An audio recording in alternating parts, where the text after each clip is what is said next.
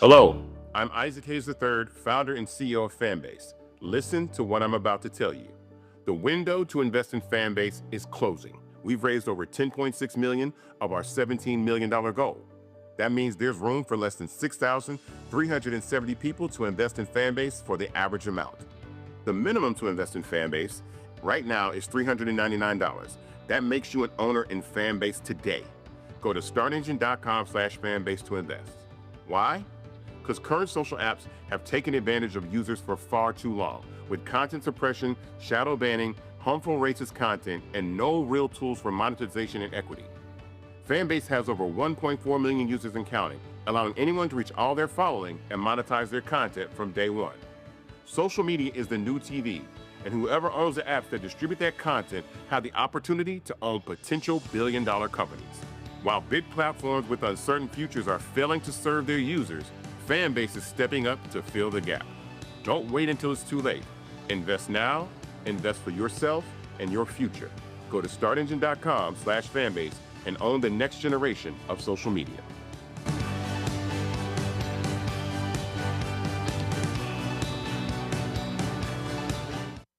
Folks, Black Star Network is here. Hold no punches. I'm real revolutionary right now. Black power. Support this man, Black media. He makes sure that our stories are told. Thank you for being the voice of Black America, Roland. Stay black. I love y'all. All momentum we have now, we have to keep this going. The video looks phenomenal. See, this difference between Black Star Network and Black-owned media and something like CNN. You can't be Black-owned media and be scared. It's time to be smart. Bring your eyeballs home. You dig?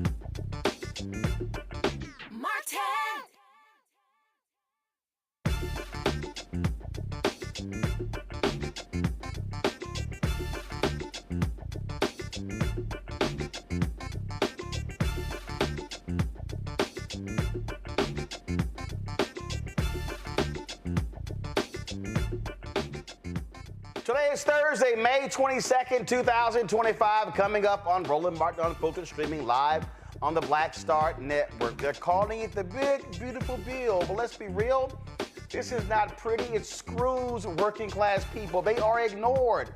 All of these folks who voted for Trump, y'all are getting screwed. The House has passed Trump's massive tax and spending plan by a single vote. But what is it going to cost us? We're talking Medicaid, energy, as well as other programs various communities depend on. Folks, the lies keep flying in the White House. Trump tries to push a fake white genocide narrative about South Africa using made-up stories and photos from the wrong African country. Yes, that's how dumb he is. Big win for public education. A federal judge has blocked Trump's attempt to dismantle the Department of Education, calling it unconstitutional and a threat to students across the country. They continue their attack on Harvard now, saying unless Harvard complies in the next 72 hours, they cannot accept any more international students, and all international students with visas gotta transfer. These people are insane. Plus, tonight in Marketplace, we're giving flowers to a black entrepreneur who's sweetening the game. The founder of Batoy Sweet Treats will be on the show to talk legacy, hustle, and building a business from scratch. And also, Scott Jennings of CNN literally made a comment about the poor last night that I found so abhorrent, especially for a man who's born in a broke-ass state called Kentucky. Oh, I got to roast his ass. It's time to bring the funk on Roland Martin Unfiltered. On the Black Star Network, let's go. He's got it. Whatever the miss, he's on it. Whatever it is, he's got the scoop, the fact, the find. And when it breaks, he's right on time and it's rolling. Best believe he's knowing. Putting it down from sports to news to politics. With entertainment just for kicks, he's rolling. It's on go, roll, roll, y'all. It's Roland Martin, yeah. Rolling with Roland now. He's funky, he's fresh, he's real, the best, you know he's Roland Martin now.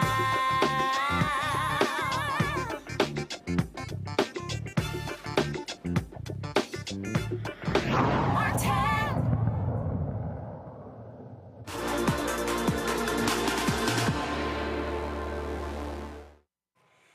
Folks, we are really dealing with a thug in the White House. Today, they sent a letter to Harvard University saying that they are banning any international students at Harvard, and if anyone with a visa, they must transfer in the next 72 hours unless they comply with these directives from these idiots. Well, guess what? A federal judge literally has just blocked them from terminating the legal status of international students. A U.S. District Judge Jeffrey White has made that decision, blocking the Trump from terminating the legal status of international students, including at Harvard, all across the country.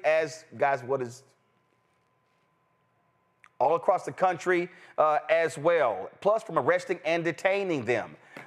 This is unbelievable, what was announced by the Trump administration. Again, ordering them to comply with this directive that just makes no sense. I just want to quickly go to my panel. Dr. Greg Carr, Department of Afro-American Studies at Howard University. Also joining us is Dr. Nola Haynes, of course, first of all, she's at Georgetown University. And of course, foreign policy expert. No, these people, and we were joined shortly by Reese Colbert. Folks, no, these people are literally insane. This is a jihad they have against Harvard. That's what's going on here. 1,000%. The part-time occupant in the White House has something against my alma mater. Sorry, boo-boo, that you didn't get to go there, because, whatever he doesn't get to do, whoever doesn't want to play with him and his toys, then, he wants to break them and their toys. I'm just so over Trump and his little cabal. Every day is something with these people, and it's so petty and it's so childish and it's so obvious and it's embarrassing. Like, I am over these people, but I'm happy the judge stepped in and said, no, slow your roll. You cannot unilaterally, I'm gonna say this word a lot tonight, Roland, unilaterally. I know Trump thinks he's a king, but he is not a king. You just can't decree things by order of King Trump. That's not how it works. I'm gonna stop there. Greg, they're thugs. They're absolute thugs. That's who they are. They're going after Harvard. They're going after Columbia. They're going after all these schools. And to sit here and say, because first of all, 27% of Harvard's students are international. And those are the people who pay full freight. And so Trump is trying to go after the money. Yes. And, you know, Roland, it's certainly absurd. He's certainly a clown, or as Lamont King calls him, a bozo. Bose, not Hove, but Bose. But the reality is that there's a method to this madness. It isn't in his dissembled, dissolving brain.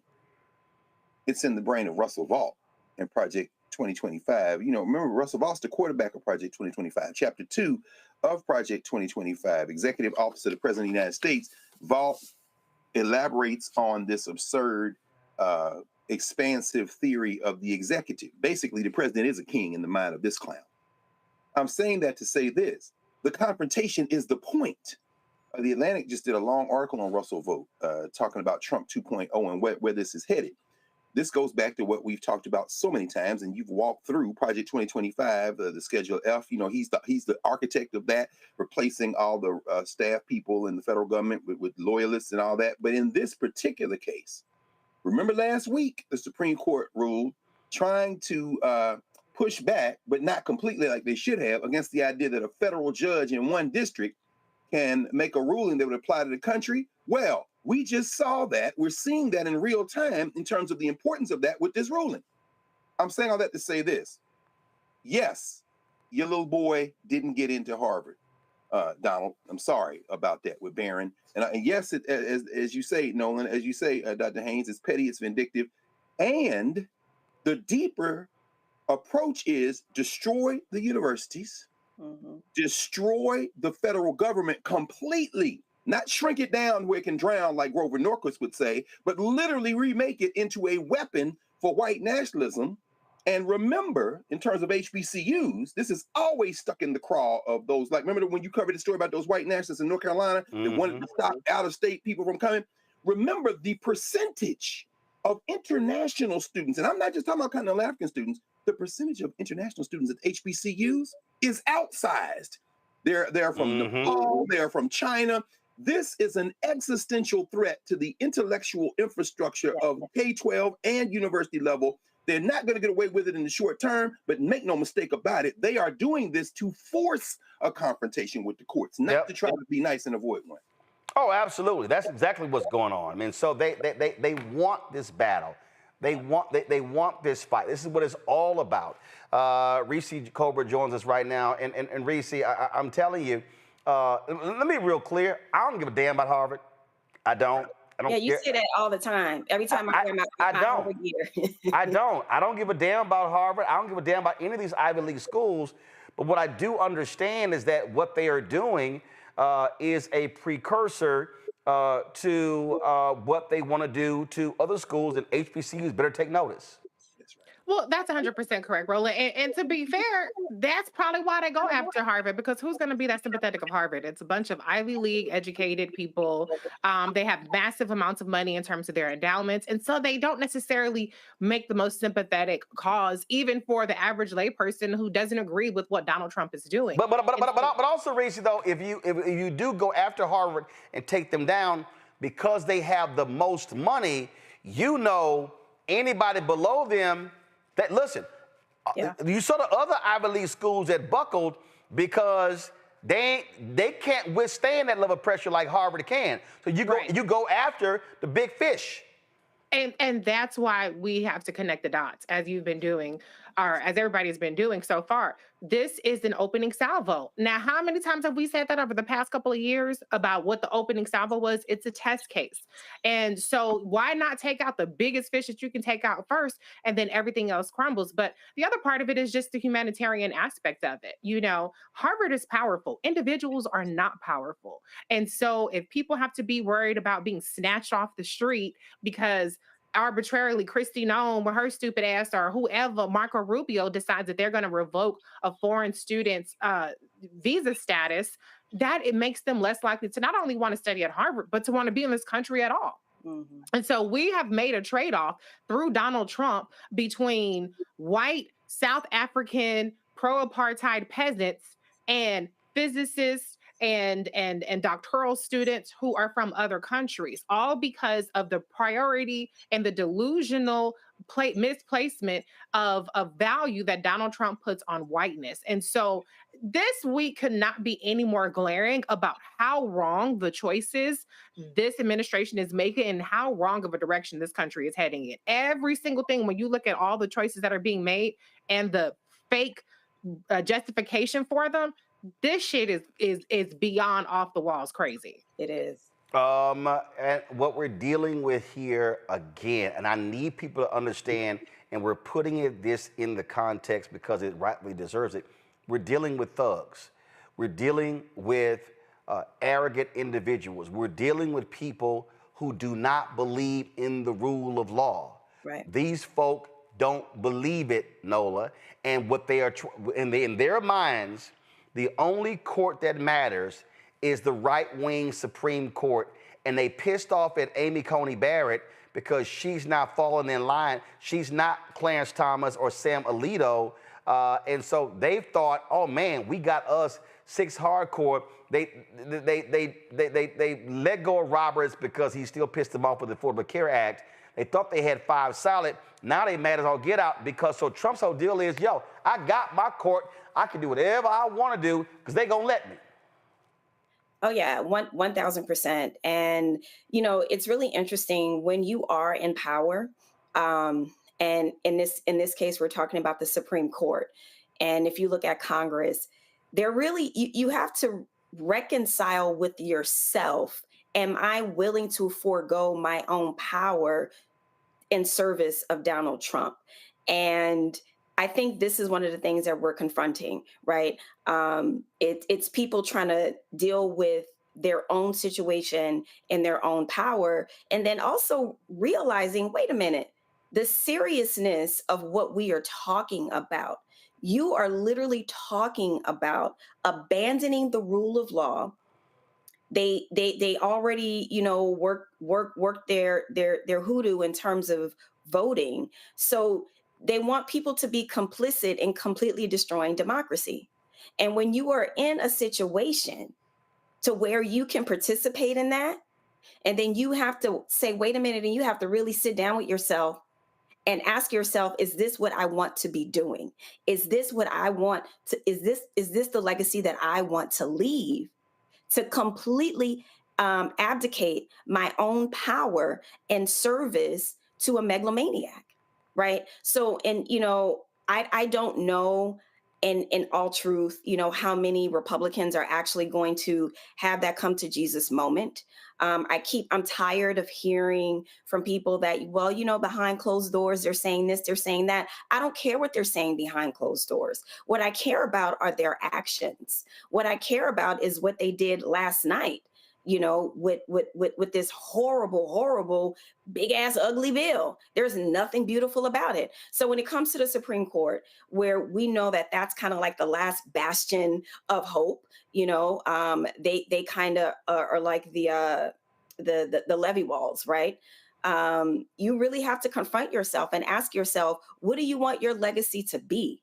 Do you want all those history books written about you being complicit and completely giving Donald Trump, Steve Bannon, all of them, Stephen Miller, the whole gang, the whole cabal, the entirety of the United States of America? It's overwhelming. It's exhausting because every day it's something. But I will say, just like Trump won, the judiciary has stepped up in many cases to hold the walls of democracy. We'll see if that will continue to happen. Oh yeah, I mean, Greg, we again, I for all them simple Simons out there who we kept trying to explain why the courts matter, and they listening to these fools, you know, yelling and screaming that they Pan-Africanists and all this little nonsense, and saying, oh, your vote don't matter, and them judges don't matter.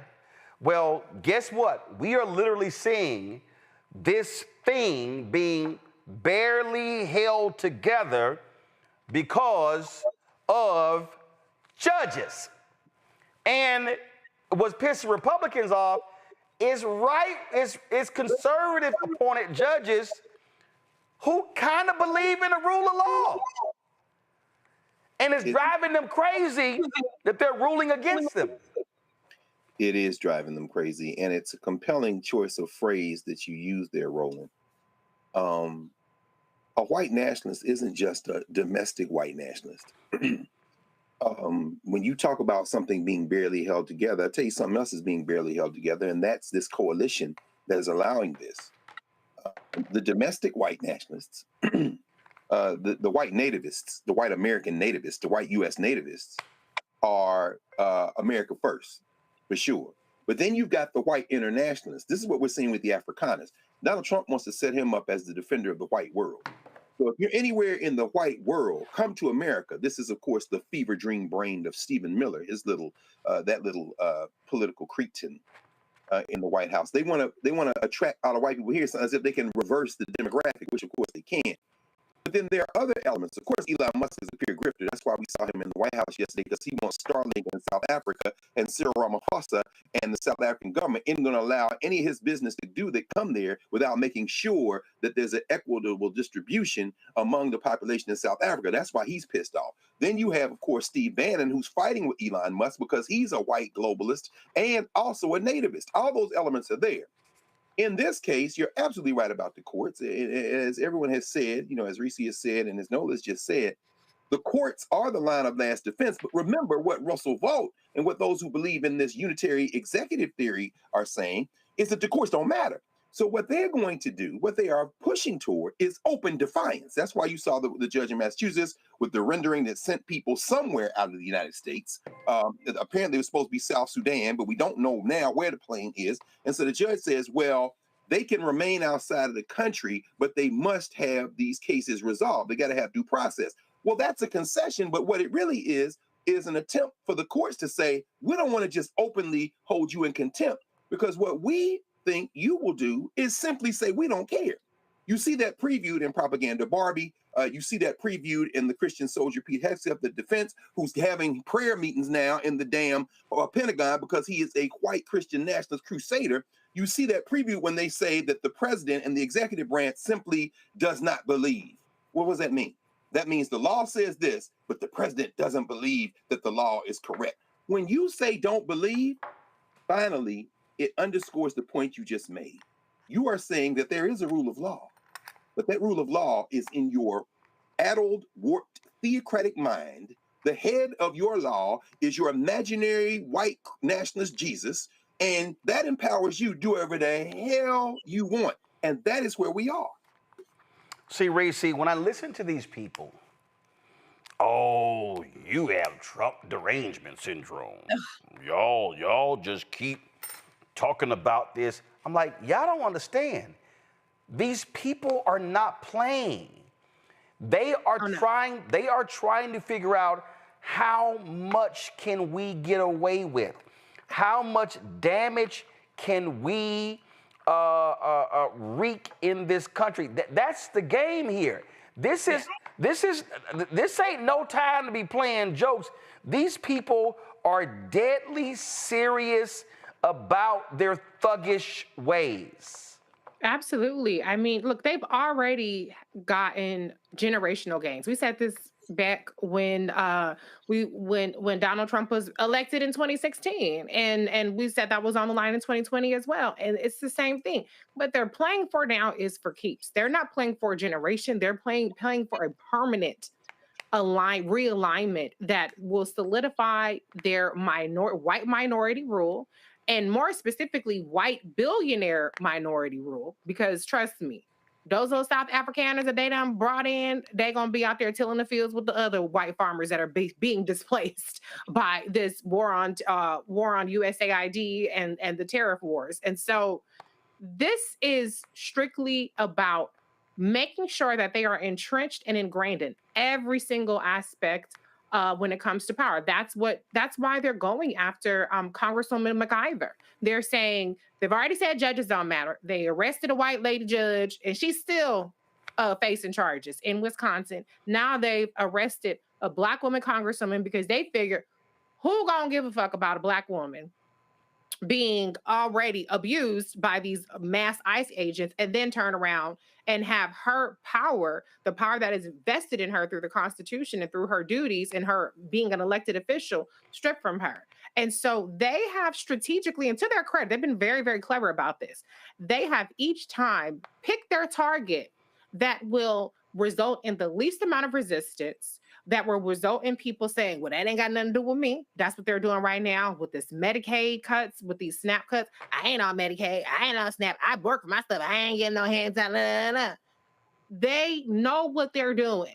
And even though as much as we try to call it out and try to tell people, like, stay woke, like this is what the tea is, people still have their heads in the sand. That's why we had 89 million motherfuckers stay at home when everything was on the line. Not even just trying to undo some of the damage of Trump, which Biden Harris managed to do, but to try to hang on to some semblance of a country. I know Dr. Carr ain't gonna miss it, but for the rest of us who kind of like the kind of thing, we got a good game going on, shit's canceled. They playing for keeps, like you said, Roland.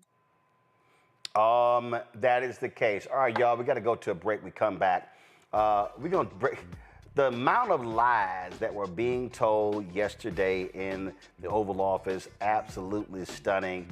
And we're going to show you how dumb and inept Donald Trump is. You're watching Roland Martin Unfiltered right here on the Black Star Network.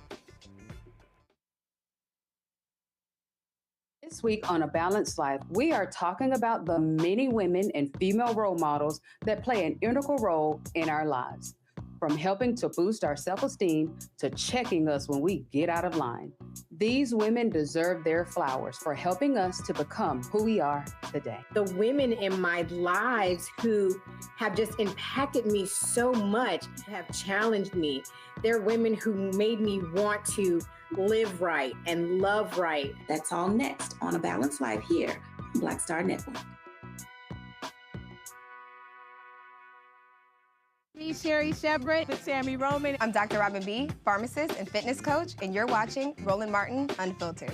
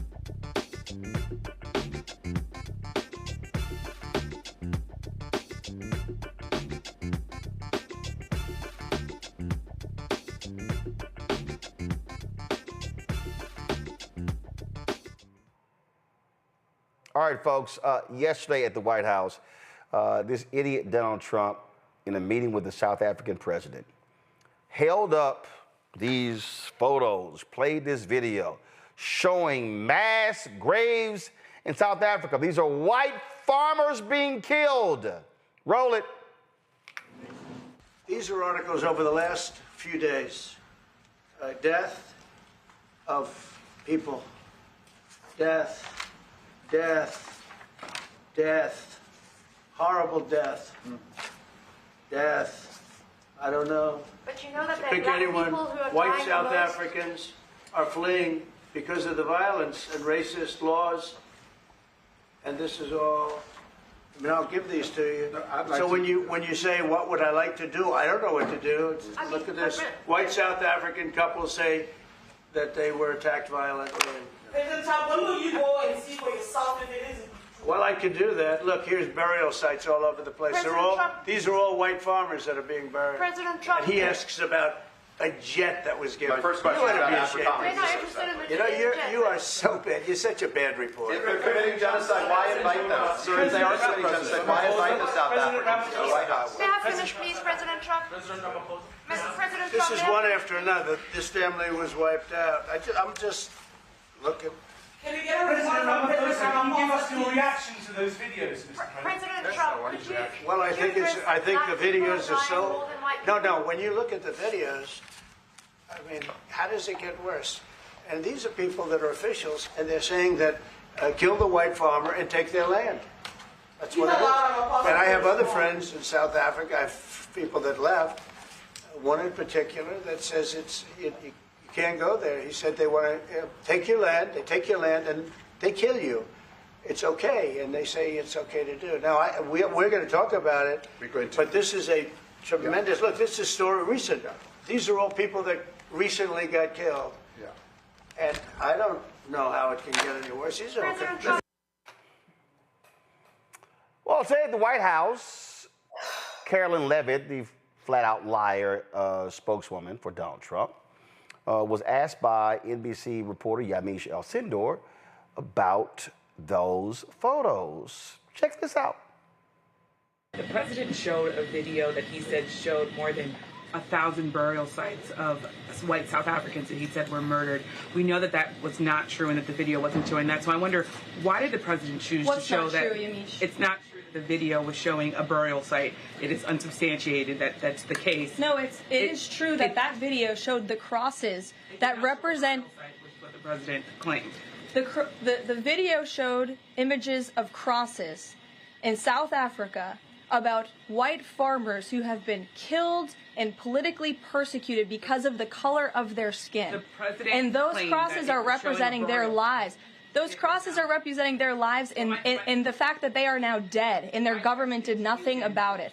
Are you disputing that there's no... I'm disputing the fact that the video showed what the president claimed it showed, because it did not show that. But even more, what I'm asking you is who at the White House... No, it did show that. It showed white crosses representing people who have perished because of racial persecution. Verify the videos that the president shows, and what protocols are in place when there's unsubstantiated information being put out for the world and world leaders to show? Yamiche, what's unsubstantiated about the video? The video shows crosses that represent the dead bodies of people who were racially persecuted by their government. In fact, the Associated Press, of all places, has a picture of that very monument, and the caption from the Associated Press is, "Each cross marks a white farmer who has been killed in a farm murder." So it is substantiated, not just by that video and the physical evidence that everybody saw on display in the Oval Office, but also by another outlet in this room, the Associated Press. So you should take it up with them if you believe the claim is unsubstantiated, and that's a ridiculous line of questioning. John, go ahead. Well, this is how stupid and dumb she is. The video that Trump showed of dead white farmers was actually 2020. It was a fake 2020 demonstration about all farmers being killed. And guess what? If you look at the numbers, 9 farmers' deaths, 8 of them black farmers who died. 8. But check this out. The photo he showed, the photo, y'all, wasn't even from South Africa. The photo was from the Congo. It was a burial site where black women had been raped and killed in the Congo. That's what that idiot did. But see, they don't care about the lie. What they care about is how the lie traveled and how it built sympathy. Oh my God, look at this, how the white farmers are being attacked. This is just shameful what's going on. We're dealing with a mass liar trying to prove mass graves. That's who this man is. It's how despicable this man is. It's how shameful this man is. What did I say to Chris Christie on ABC in September 2021? And this is the reason why I haven't been back. I said, he has no morals, no values, no principles, no ethics, no integrity, no honor, no decency. Donald Trump is a despicable human being. He truly is the orange stain in a white pair of shorts. That's who he is. He is a liar. He's a narcissist. He was disrespectful to the black folks from South Africa yesterday, and the only people who he would listen to were the white people from South Africa. That's who this thug is. He is a liar. And instead of admitting, man, we kind of screwed up, no. Instead of saying, well, the image shows Red Cross workers responding to a tragedy, no. Trump's like, these are all white farmers being buried. Because they care about whiteness. They care about whiteness. And that's all that matters. It's about whiteness. I don't watch CNN, but this was a conversation on Abby Phillips' show last night where Scott Jennings, their resident white conservative MAGA Trump loving fool, made it clear all he cared about are the white folks. Straight up, I mean, we have the numbers. It is completely unsubstantiated. I mean, Scott, you're saying it's not true that some white farmers have been murdered? No, it's not true that there is a genocide against white farmers. Okay, whatever you call it, have white farmers been murdered? Actually, how many have violence been committed against white farmers? How many white farmers? Hold on a second. How many white farmers have been murdered in South Africa? I don't know, several. I mean, they asked. No, how many? How many? I don't know, several. I know why you don't know. Because those numbers don't exist broken down by race. I mean, I know this. I wouldn't trust the South African government to tell me. I know that. How many black farmers have been murdered in South Africa? Look, you guys are so triggered over 59 people. No, I'm not. After we left 20 million people in the country. I don't know why you're so triggered. Haven't even brought up the people, the white people that Trump picked out because they were white and told them they could come to the country. How much racial killing are you going to condone? There are 19,000 murders in South Africa. 36 were on farms. 7 of the farmers were victims. Okay, this is according to the South African police. And you think the South African government is a credible source? The other 29, hold on a second, the 29 victims who were included in the farm killings were farm employees who tend to be black. So the vast majority of people killed on farms in South Africa are black. Where is the concern about them? The concern is that there are white farmers who have had violence committed against them, and they're being threatened. They're being threatened every single day. There's 59 people, hold on a second. And you're triggered about 59 people, and I don't know why. I haven't mentioned anything about 59 people. Why are you only concerned about white people? I'm only concerned about this story because these 59 people asked for status. They're getting status, and now everybody's freaking out about it. They didn't ask for anything. There is no evidence that white people have been targeted. Some white people in the larger issue of farmers, in the larger issue of violence, have been part of this violence, but there is no... Why are they trying to get out? Why are they... If there's no... Scott, the why majority... are they trying to leave? The majority of... Have you seen the videos of the people saying, kill the white farmers? The Afrikaners do not want to leave. What do you think the phrase, kill the white farmers means? Yeah, that's a phrase that the ANC... That was a phrase that, was against the anti-apartheid movement. But the ANC, who's ruling the government, the president's government, has disavowed that phrase, has disavowed any songs, and there's no evidence that white people are being targeted. And the majority of Afrikaners do not want to leave. They're not a part of the government, Scott. Right. You're taking a fringe movement and you're trying to make it a characteristic of an entire nation. It is the height of racism to say that white people have to be exempted from all violence in any society. And that is what is being said here. See, Scott Jennings, he's representing a lot of white people in this country. They don't know shit about South Africa. Nope. They don't know nothing about apartheid. Nope. They can't even tell you what the hell an Afrikaner is. Nope. They ain't got no clue. They ain't got no idea.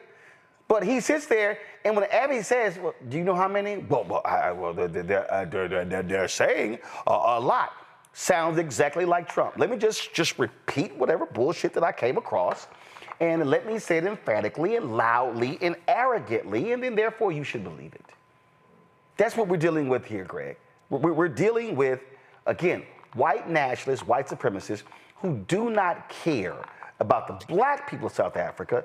Scott Jennings and Donald Trump are the same people who are advising Ronald Reagan to veto the bill, the sanctions bill against the racist apartheid regime in that black majority country. Yes, sir. I'm taking measured breaths here because the only form of diversity, equity, and inclusion in this funky criminal enterprise is whiteness. Smarm Jennings, Scott Jennings, who certainly has aspirations beyond his paid role at CNN to represent ignorance, whether it be the governor of Kentucky, senator from Kentucky, congressperson from Kentucky. Smarm Jennings is a human joke, but I'm gonna tell you what else. This is what makes Black Star, another reason Black Star Network is so important. There was nobody on that panel equipped to cut his entire throat. Let me be very clear about this. The 59 that he is so concerned about, I understand his concern because as a DEI product over the last 500 years, that type of white person understands the only way they can succeed in human society and compete in human society is to have the leg up of the color of their skin. Smarm Jennings, you should write your own hillbilly elegy to join your eyeliner friend in the White House, Junior Varsity Vance, who is also a product of affirmative action diversity called whiteness. To cut his throat properly, someone on that panel, including Abby Phillip, who is increasingly uncomfortable, but hey, that's the price you pay when you don't come to an independent Black space where you can say what you need and what you want. They weren't prepared to understand, as Alec Russell, writing in this morning's Financial Times under the headline, op-ed headline, "Listen to Afrikaners, not Trump," on the state of South Africa, that the country of South Africa, its constitution runs circles around the Constitution of the United States. Not only is equal protection enshrined in the South African Constitution, but so is affirmative action. Guess who benefits from affirmative action in South Africa? The Afrikaners. Abby and the panelists misspoke.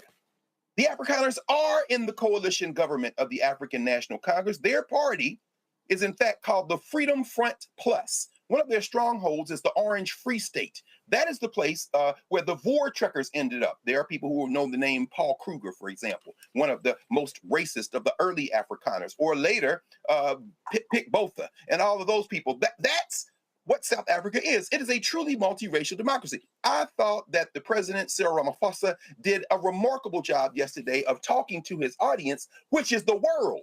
Remember, the United States is not in the BRICS. That's Brazil, Russia, India, China, and, I'm trying to think South Africa, and more than half of the people in the world. What he did was sit there calmly while that clown showed the rest of the world that maybe it's time to move away from the dollar as the reserve currency because they're being ruled by a madman and too many of them support him. What he showed people yesterday when he said, "I'm sorry, I don't have a plane to give you." In other words, you're crazy as hell and you're susceptible to bribes. And then what does that clown do? He says, "Yeah, if you had a plane, I'd take it," signaling that America is for sale. And then finally, these Afrikaners, Reese, you said it right.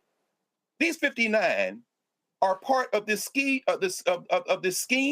this open white national scheme to bring everybody white to the United States. By the way, all you are descendants of slaves, while you're clinging to the hem of your master's garment, your master wants to bring all the white people from outside the country here because he's a pan-Europeanist and you're a stupid-ass descendant of your slave mentality. Those 59 are what they would call in Afrikaans, the word is Bitchelinders. Bitchelinders are white people when given even affirmative action in South Africa, are still unable to compete, and what they are doing is grifting the nativist white nationalism of the United States. You know what the greatest fear of the Afrikaners in South Africa? Their greatest fear is the loss of their language, the loss of their culture, because their minority is shrinking. What they are not scared of is the erasure of their history, because guess who props up Africana history in South Africa? The government of South Africa. I've been there a half dozen times. Every damn statue they got is still there. Contrast that with the United States, where they're trying to reverse memory. This is why Trump hates South Africa, and he should hate it. This is why Musk hates South Africa, and he should hate it. Why? Because that country ain't scared of its past. You punks. But guess what? Your country about to fracture, and I have a front row seat.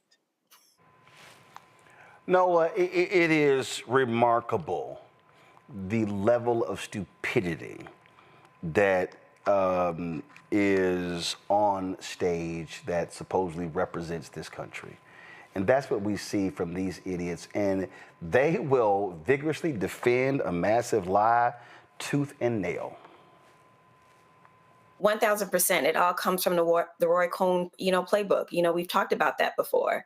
And one thing that I will say is, I know at least the folks on this show tonight, none of us are new to this, in that we have been talking about Trump. We've been sitting with this man, his ideas, if you want to call that, how he's going to respond, the dumb thing he's going to say, the rude thing he's going to say. Where I'm at with this right now is, pretty much we can anticipate this.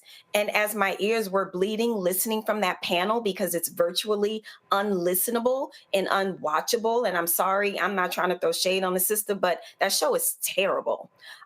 You can pretty much set your Apple Watch or whatever kind of watch you rocking by what and how Scott Jennings is what he's going to say. The way that he kept using the word triggered. That's intentional. He was never going to answer the question. It has nothing to do with that. But what he is able to do, he's always able to be the loudest voice in the room, because like they all do, they're loud, they're rude, and they're very confident and very arrogant with the way in which they communicate. Even listening to the so-called press secretary, the way that she was drowning Yamiche out, because they never want to listen and respond to actual facts. The way that they respond is by demeaning you and trying to discredit what you're saying, which isn't an actual response. So by now, we should know this. And by now, we should have a different playbook. And, I know that, Dems, we pride ourselves on facts and beating them back with the facts. Okay, we can do that. But it's also time to anticipate what's going to be said and to be ready for the non-answer. So that, for me, like all the years, with these types of people, we know what they're gonna say and how they're going to say it. It is time for us to have a very different response. And the last thing that I want to say about the South African situation, and I'm sorry I couldn't join you last night, Roland. The one thing that's so irritating and frustrating about this, and Greg, I know you don't do international law, but I know you know this. The way that people are bandying about the word genocide, please understand that is a legal determination. And no unilateral body, including the President of the United States, can determine that. That is a combination of the ICC, the International Criminal Court, the International Criminal Court of Justice, coupled with the UN. That is a legal determination, people. You can't just wake up and say that a genocide is happening. And there are certain specific categories for determining a genocide. And let me tell you something. Being displaced, even if they were being displaced, which they aren't, being displaced is not determinative of genocide. I just had to get that out. Reese. Well, a couple of things. Number one, there was a time when that sort of fake intelligence being put in front of the President of the United States and repeated in the Oval Office would have meant resignations. It would have meant firings. That is so embarrassing that the President of the United States cannot be relied upon to accurately detail what's happening across the world. And so that is inexcusable that the DNI person is still there, that anybody even allowed that to happen. But it's Donald Trump. So the more ridiculous the lie, the better it is for him. The other thing, though, is the irony of these Afrikaners is if these people were in the Appalachia, or they were working the mills, or displaced mill workers, or displaced coal mining workers, the same Scott Jennings and all these Republicans would be enthusiastically doing cartwheels to take away their health care, to take away their food stamps, to tell them pick yourself up by your food, by your bootstraps, to cancel any kind of disaster relief because they live in Tornado Alley. and they were affected by hurricanes. And so we're seeing South Afrikaners get more protection and more provisions made for them than all of these red state MAGA white voters who are going to get a kick in the face from the bills that this Republican administration has passed. So I hope that they're satisfied, because they went to that ballot box to vote for xenophobia, to vote for racism and sexism and all that kind of stuff. They thought they was getting rid of the Mexicans and the Haitians and whoever the hell else, but they importing a whole bunch of moochers who are going to do nothing but laugh in the face at how easy it was to scam the United States out of a chartered flight and a whole new life in a country because they couldn't hack it back home. Yep, and they did not like the black woman. All right, folks, hold tight 1 second. We come back. We're going to hear from Candace Kelly, an update on what happened today in the trial of Sean Diddy Combs. Cue the music, please. And so we're going to have that shortly. And don't forget, we want you to support the work that we do. Join our Bring the Funk fan club. You want to contribute via Cash App. You can do so, of course, by using the Stripe QR code. You see it right here. Go to blackstarnetwork.com. You can also see your check and money order.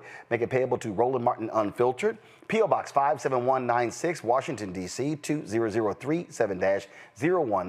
PayPal, R. Martin Unfiltered. Venmo, RM Unfiltered. Zelle, Roland at RolandSMartin.com. Roland at RolandMartinUnfiltered.com. All right, folks, streaming right now on Netflix. You can catch out Terry Vaughn's new show, She the People, where she plays a lieutenant governor in the state of Mississippi. She is doing this show in concert with Tyler Perry Studios. Here is a look at She the People. You must be my new lieutenant governor. I'm ready for duty. I think I can make a difference. Just be a good girl. I'm gonna need some dinner and a lot of wine. I really don't think that he thinks I'm qualified. What you gonna do? Pump my shoulders. When you want something and you earn something, you fight for it. Kids, do you know who this is? Mary J. Blige. I didn't know we was about to be attacked by all of Nick Cannon's kids at once. So again, the first 8 episodes of She the People airing right now on Netflix. The second 8 airing in August, and tomorrow you'll see my interview with Terry Vaughn talking about on how this all came together. We'll be right back on Roland Martin Unfiltered on the Black Star Network. This week on A Balanced Life, we are talking about the many women and female role models that play an integral role in our lives. From helping to boost our self-esteem to checking us when we get out of line. These women deserve their flowers for helping us to become who we are today. The women in my lives who have just impacted me so much, have challenged me. They're women who made me want to live right and love right. That's all next on A Balanced Life here on Black Star Network. I am Tommy Davidson. I play Oscar on Proud Family, Louder and Prouder. Right now, I'm rolling with Roland Martin, unfiltered, uncut, unplugged, and undamn believable. You hear me? Just keep playing it.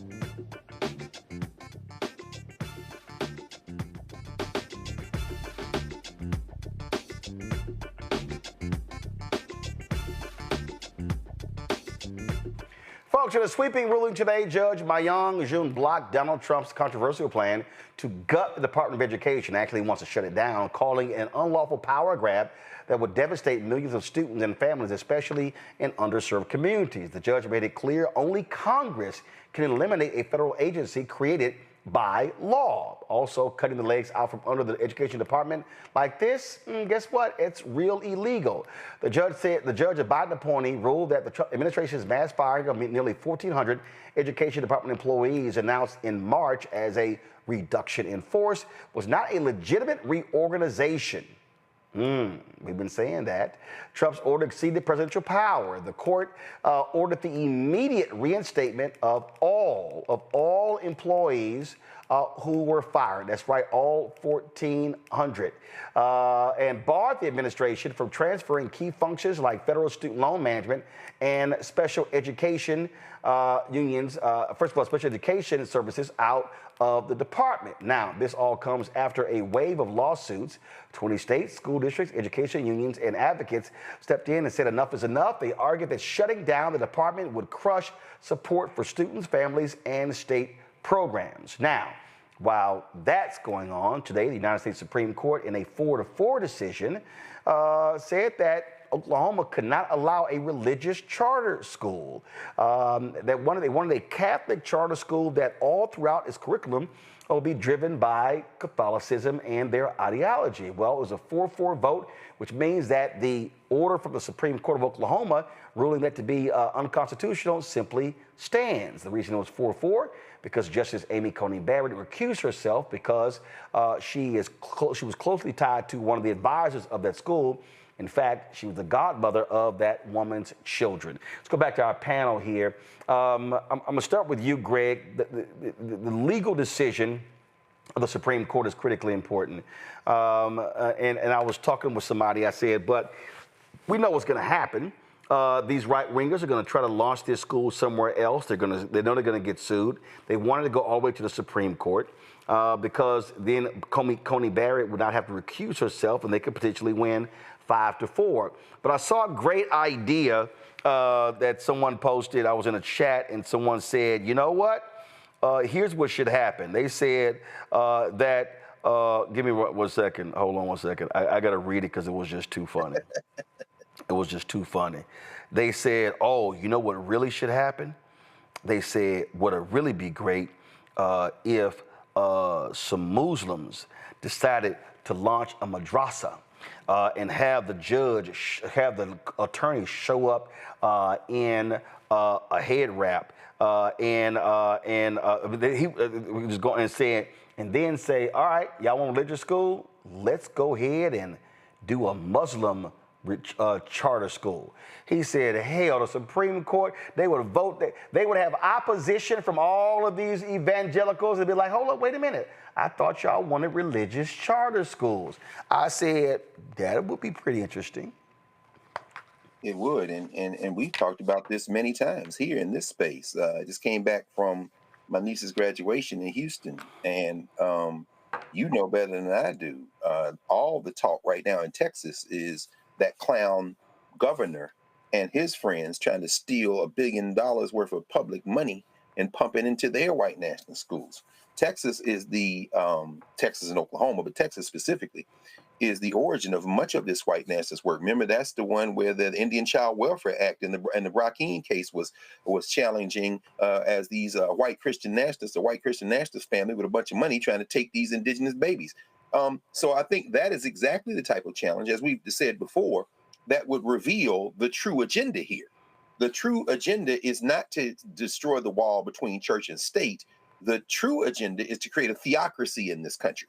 Because in the case of Pennsylvania, you know, as an adopted Philadelphian, I remember a school that was created by African traditional religion followers, Ifa, the Sankofa Shule, and they were Yoruba. And guess what? You apply to the state and say, hey, religious school. You got Catholic school, so why not schools for the Yoruba, Ifa practitioners, the Orisha worshipers? I think it is exactly the type of case that should be brought. And I think I agree with you. Islam would be the beautiful delivery system. What you gonna do then? In this case, it's very interesting, as you say, Coney Barrett recuses herself, but we see John Roberts desperate because of the monster he unleashed in 2010 with Citizens United, now eating the courts, eating the law, eating his funky criminal enterprise country.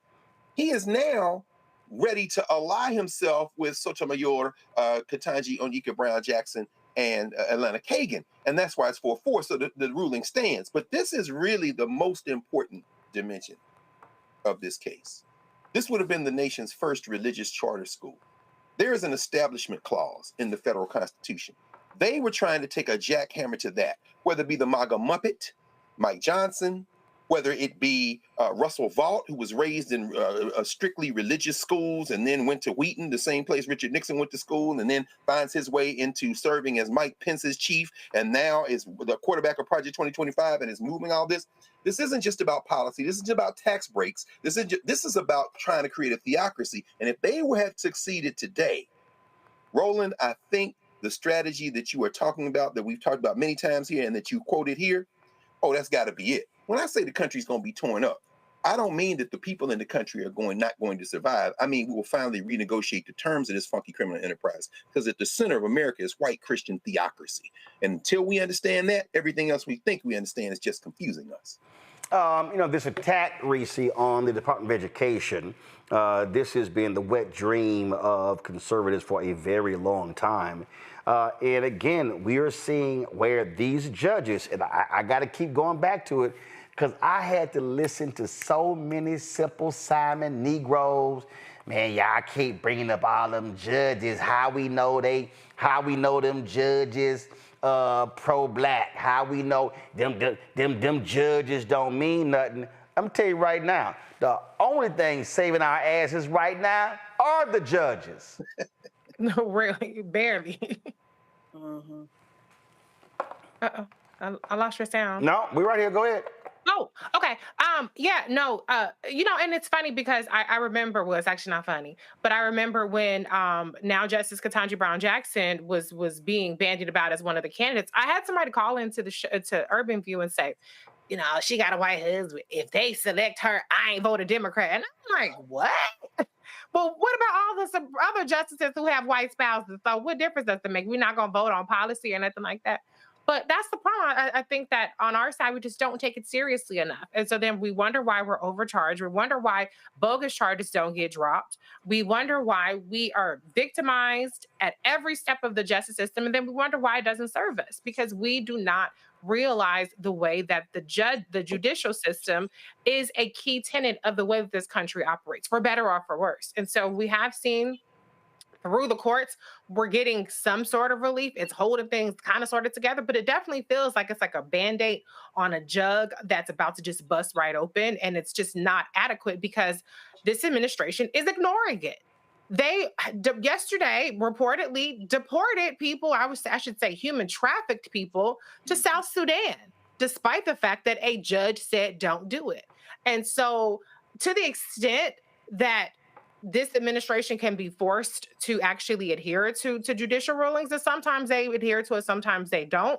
This was critically important, and so it's unfortunate that we took our eye off the ball for whatever reason in 2016 and again in 2024, because if Clarence Thomas retires or any of these other old ass judges on there retire, then they got the courts for another 20 years. So it's unfortunate. But the thing about education, what they're trying to do is they want to not only just dumb down this populace, but they also want to control who gets access to a key way that we have built out the middle class, which is through the educational system.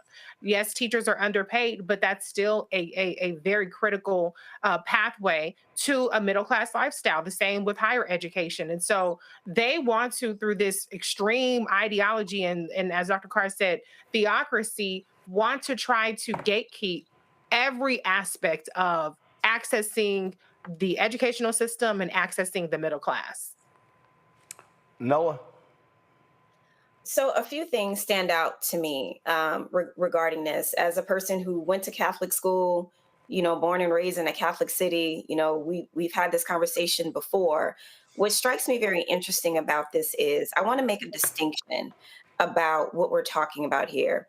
And Greg, you're right when you talk about this kind of this move towards a theocracy. I would argue a very extreme sort of theocracy, a very specific sort of theocracy, because we're not talking about a Jesuit Catholic school or even maybe an old school Roman traditional, a very Roman Catholic traditional school. We're talking about something else very different here.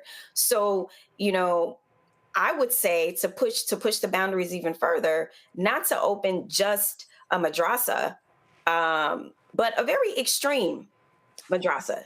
right? Because that's really what we're talking about. That's really the difference towards this pivot, where some of the folks that are in this administration are connected to Opus Dei, which is the extreme wing of Catholicism, right?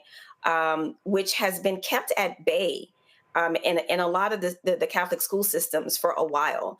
But this push, and especially now that, they are well placed, that they're in power now, this is the move, right? This is to try and indoctrinate and normalize a lot of this kind of extreme Opus Dei kind of ideology, which is dangerous and problematic. And to Reese's point, absolutely, the goal of any autocracy, any autocrat, any tyrant is to have an uneducated mass. Just the past couple days, I watched this thing called the Great Courses, and I've been watching this course on medieval England. And what's so sad and what's so scary, some of the things that we are talking about in terms of an uneducated mass, the types of personalities that were in charge and all these different things. I'm watching this today. I'm like, why does this sound like 2025? In the United States of America? So to say that we are going backwards, the time machine isn't going back far enough. Like, they are taking us to a time where people could not read the Bible. So you had to trust what people were telling you. And that's the goal, right? The Book of Eli is one of the dopest movies on a planet because it tells the truth about the person who holds the Bible. The person who holds the Bible can tell you whatever they want to tell you when you can't read or write. And I hope I'm not being hyperbolic when I say this, right, but this is kind of the backwards trajectory that this country is on. All right, folks, hold tight 1 second. So I got to come back after the break to deal with CNN Scott Jennings. So last night, the issue of the poor came up within the framework of their discussion about this Republican big, beautiful bill. I think poor little Scott forgot where he came from. Oh, I'm going to explain when we come back. You're watching Roland Martin Unfiltered on the Black Star Network. On the next Get Wealthy with me, Deborah Owens. Have you ever had $1 million idea and wondered how to bring it to life? Well, it's all about turning problems into opportunities. On our next Get Wealthy, you'll learn of a woman who identified the overload bag syndrome, and now she's taking that money to the bank through global sales in major department stores. And I was just struggling with 2 or 3 bags on the train. And I looked around on the train and I said, you know what? There are a lot of women that are carrying two or 3 bags. That's right here on Get Wealthy, only on Black Star Network. I'm Russell L. Honoré, Lieutenant General, United States Army retired, and you're watching Roland Martin Unfiltered.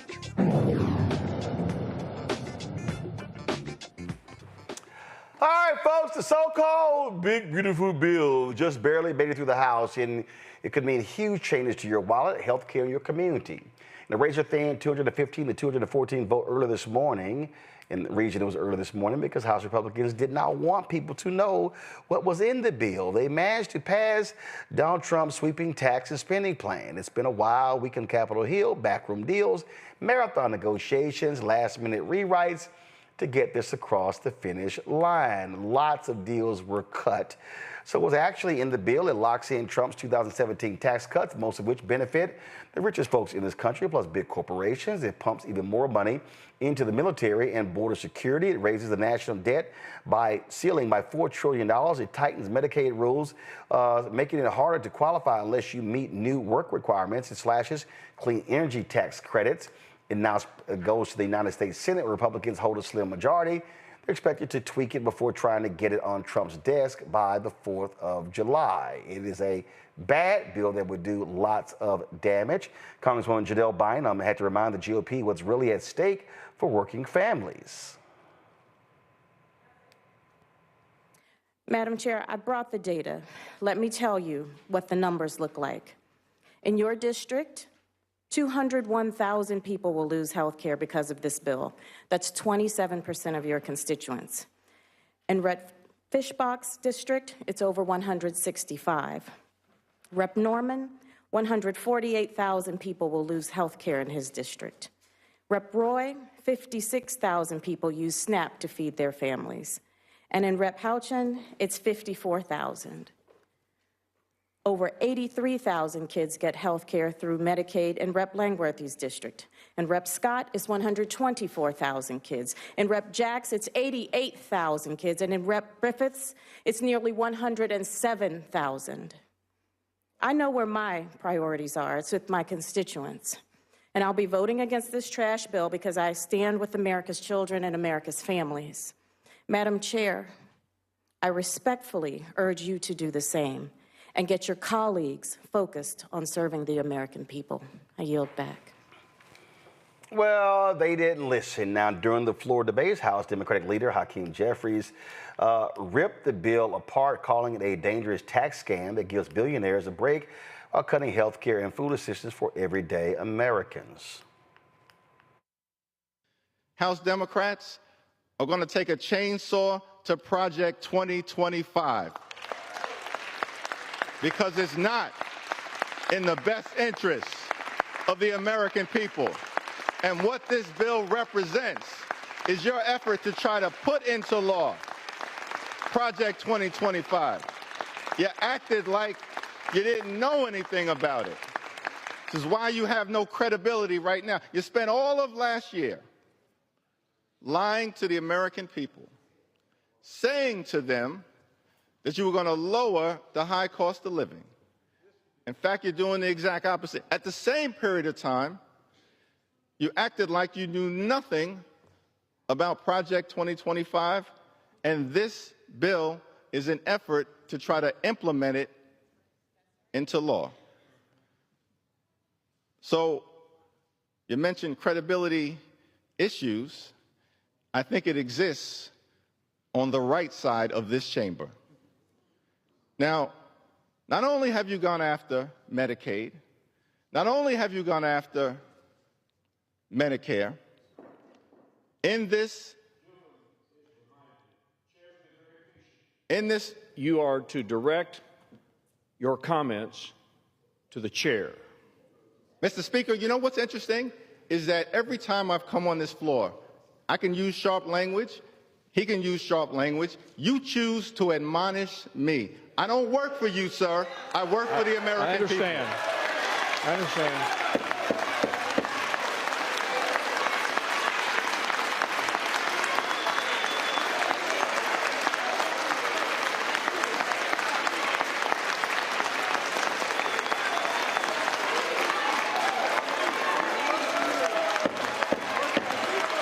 House will be in order.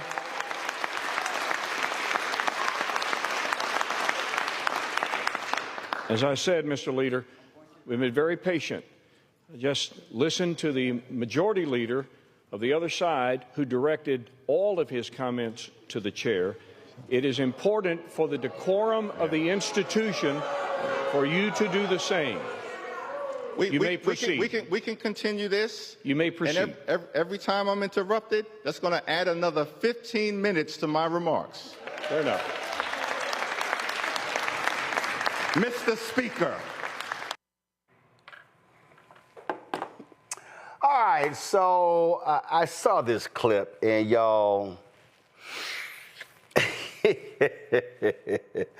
I find it to be utterly laughable. So this is that idiot Scott Jennings on CNN, and I want you to hear when the issue of poverty comes up. I want you to really pay attention. That this is in place. Household income for the bottom 10% will go down 2%, and it'll go up 4% for the top 10%. And by 2033, it'll be down 4%, up 2% for the top 10%. So in essence, the poorest people are going to have less income. The richest people are going to have more income. That's according to the Congressional Budget Office. Well, they suck. They get things wrong all the time. In 2017, when we passed the tax cuts, they totally missed the growth targets. They totally missed what was going to happen to federal revenue. They're not oracles. They can't foretell the future down to the exact science. Our Republican view is if we lower taxes, we'll have economic growth, and it helps everybody. This isn't rocket science because the poor people are losing benefits, Medicaid, and SNAP. Excuse me? You said the poor people. What do you mean? People in the illegal immigrants, the people who won't get up off the couch and go to work. Which people? Okay, so let me explain. The requirements for Medicaid, and we had this conversation last night, but here are the real details.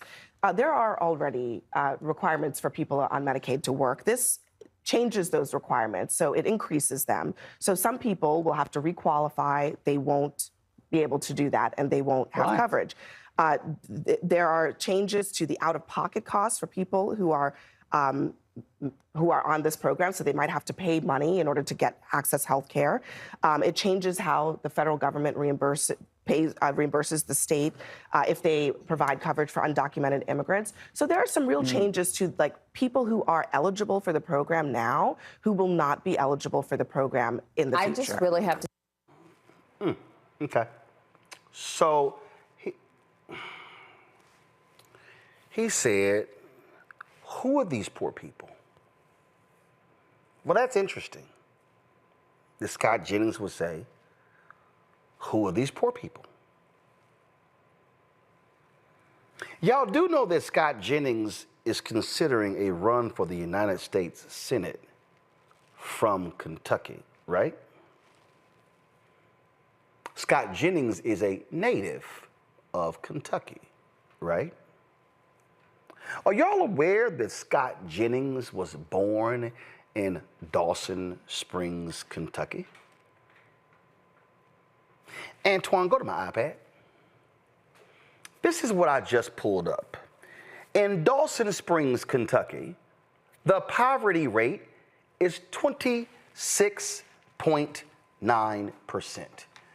This is significantly higher than the national average of 12.4%. In fact, the Kentucky poverty rate is 16.1%. So, Scott, when you say, who are these poor people? It's your broke ass people. It's the broke ass white folks in your state. Kentucky is one of the brokest, poorest, most illiterate states in the union. Awful education, awful health care, high poverty. See, y'all, this is what these white conservatives do. Who are you talking about? Are you talking about the illegal immigrants? No. They talking about your cousins, Scott. Your family members. See, I know you just signed your big new CNN contract and you think you the shit and the New York Times has done a story on you and all these folks. But Scott Jennings, you clearly forgot where you came from. Scott Jennings, you come from a broke ass town. I ain't even gonna call it a city. Cause y'all not a city. You're a town.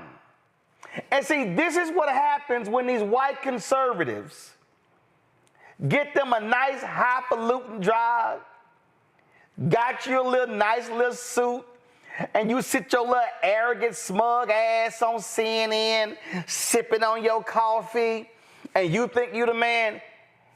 And your state is going to get screwed. See, I remember in 2016, I never forget, I was sitting here reading the article, and these folk, these broke, illiterate ass folk in Kentucky, I don't know what's gonna happen.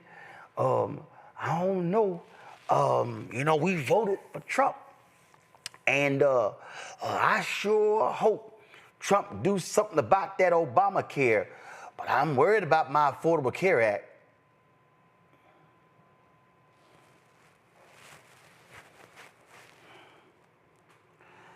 them clueless ass folks didn't even realize that they were voting against their own interests. See, y'all, this is what trips me out. I get a kick out of when I do these shows with these white conservatives. Like Patrick Bet-David, hell, he ain't even no white conservative. His ass came from Iran or Armenia, one of them damn countries, and he gonna try to tell me, while I move back to the neighborhood, why don't you move your ass back to your country? You ain't from here. So, they love talking about y'all black folks. Yeah, y'all keep voting Democrat. And what have y'all gotten for it? Then they run these handkerchief heads out here like Candace Owens and Brandon Tatum. And they all come out here. Y'all ain't got nothing. Then you got that crazy ass fool out of Chicago, the fitness woman. Oh, this is what the Democrats, and what have y'all got? And what have y'all got? All right, y'all notice. They don't never ask white folks that question.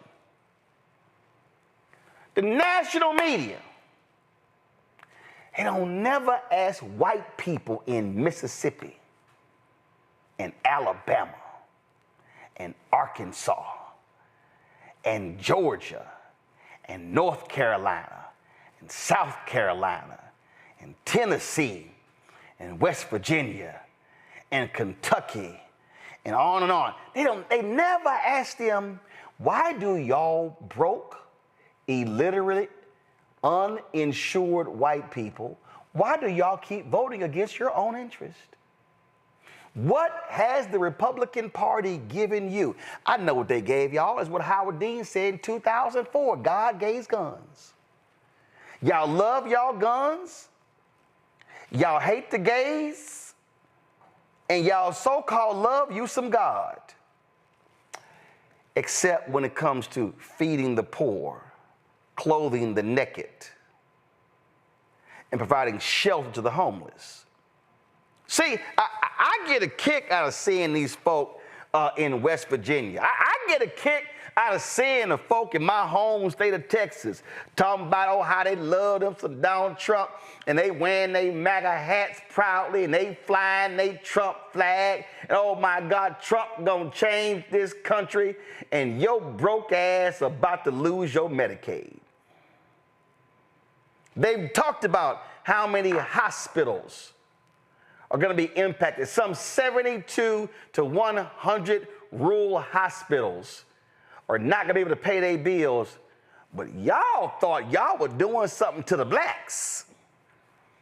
Oh, y'all thought y'all were doing something to them illegal immigrants. Oh, yeah. Oh, yeah. We going to go after them. Oh, yeah. We about to sit here. And we about to give so much money to the military that their budget is about to hit $1 trillion, and they never spent $1 trillion in American history on the budget. But oh, here it comes. But all y'all broke ass people in Dawson Springs, Kentucky, the home of Scott Jennings. Let's talk about them food banks not getting food. Let's talk about when your cough turns into bronchitis, and your bronchitis turns into pneumonia. And then you're going to look up and they're trying to gut the Affordable Care Act. They're trying to gut Medicaid. Your hospital's going to shut down. Then what you going to do? I know what you're going to do in Dawson Springs, Kentucky. You're going to go home and you're going to wrap yourself in your Trump flag, and you're going to try to figure out how to warm up. But guess what? Ain't no lining in it. It ain't fleece. It ain't going to help you. See, I can't wait. I would love to hear I would love to have Scott Jennings go back home. Matter of fact, CNN, why don't y'all send Scott Jennings on one of them silly little ass interview tours? You know, y'all love sending Van Jones out. Why don't y'all send Scott Jennings back to Dawson Springs? Why don't say, oh, hometown boy done gone national? Oh, we get to look up on TV and we get to look at our like little Scott Jennings. It's right here from Dawson. I bet they got a sign. Dawson Springs, Kentucky, home of CNN Scott Jennings. And then you get to go ahead, he get to come back. Let's have Scott tell them what happened to the program that helped folk pay their energy bills that got gutted by Elon Musk Doge. I'd love for Scott to go back and talk about there any farmers out there, how they gonna be impacted by these tariffs. Antoine, go back to my iPad. Let me say it again, y'all. The poverty rate in Kentucky is 16.1%. But in Scott Jennings' hometown of Dawson Springs, Kentucky, the poverty rate is 26.9%. National rate is just 12. So the poverty rate is more than double that in Dawson Springs. Here's some more information right here. Comparison to Kentucky. The poverty rate in Dawson Springs. Come on back to my iPad. Let's go. The poverty rate in Dawson Springs is more than 1.5 times the rate in Kentucky. Who's the largest demographic living in poverty in Scott Jennings, Dawson Springs? Females, 55 to 64. Followed by females, 35 to 44. Then females, 75 plus.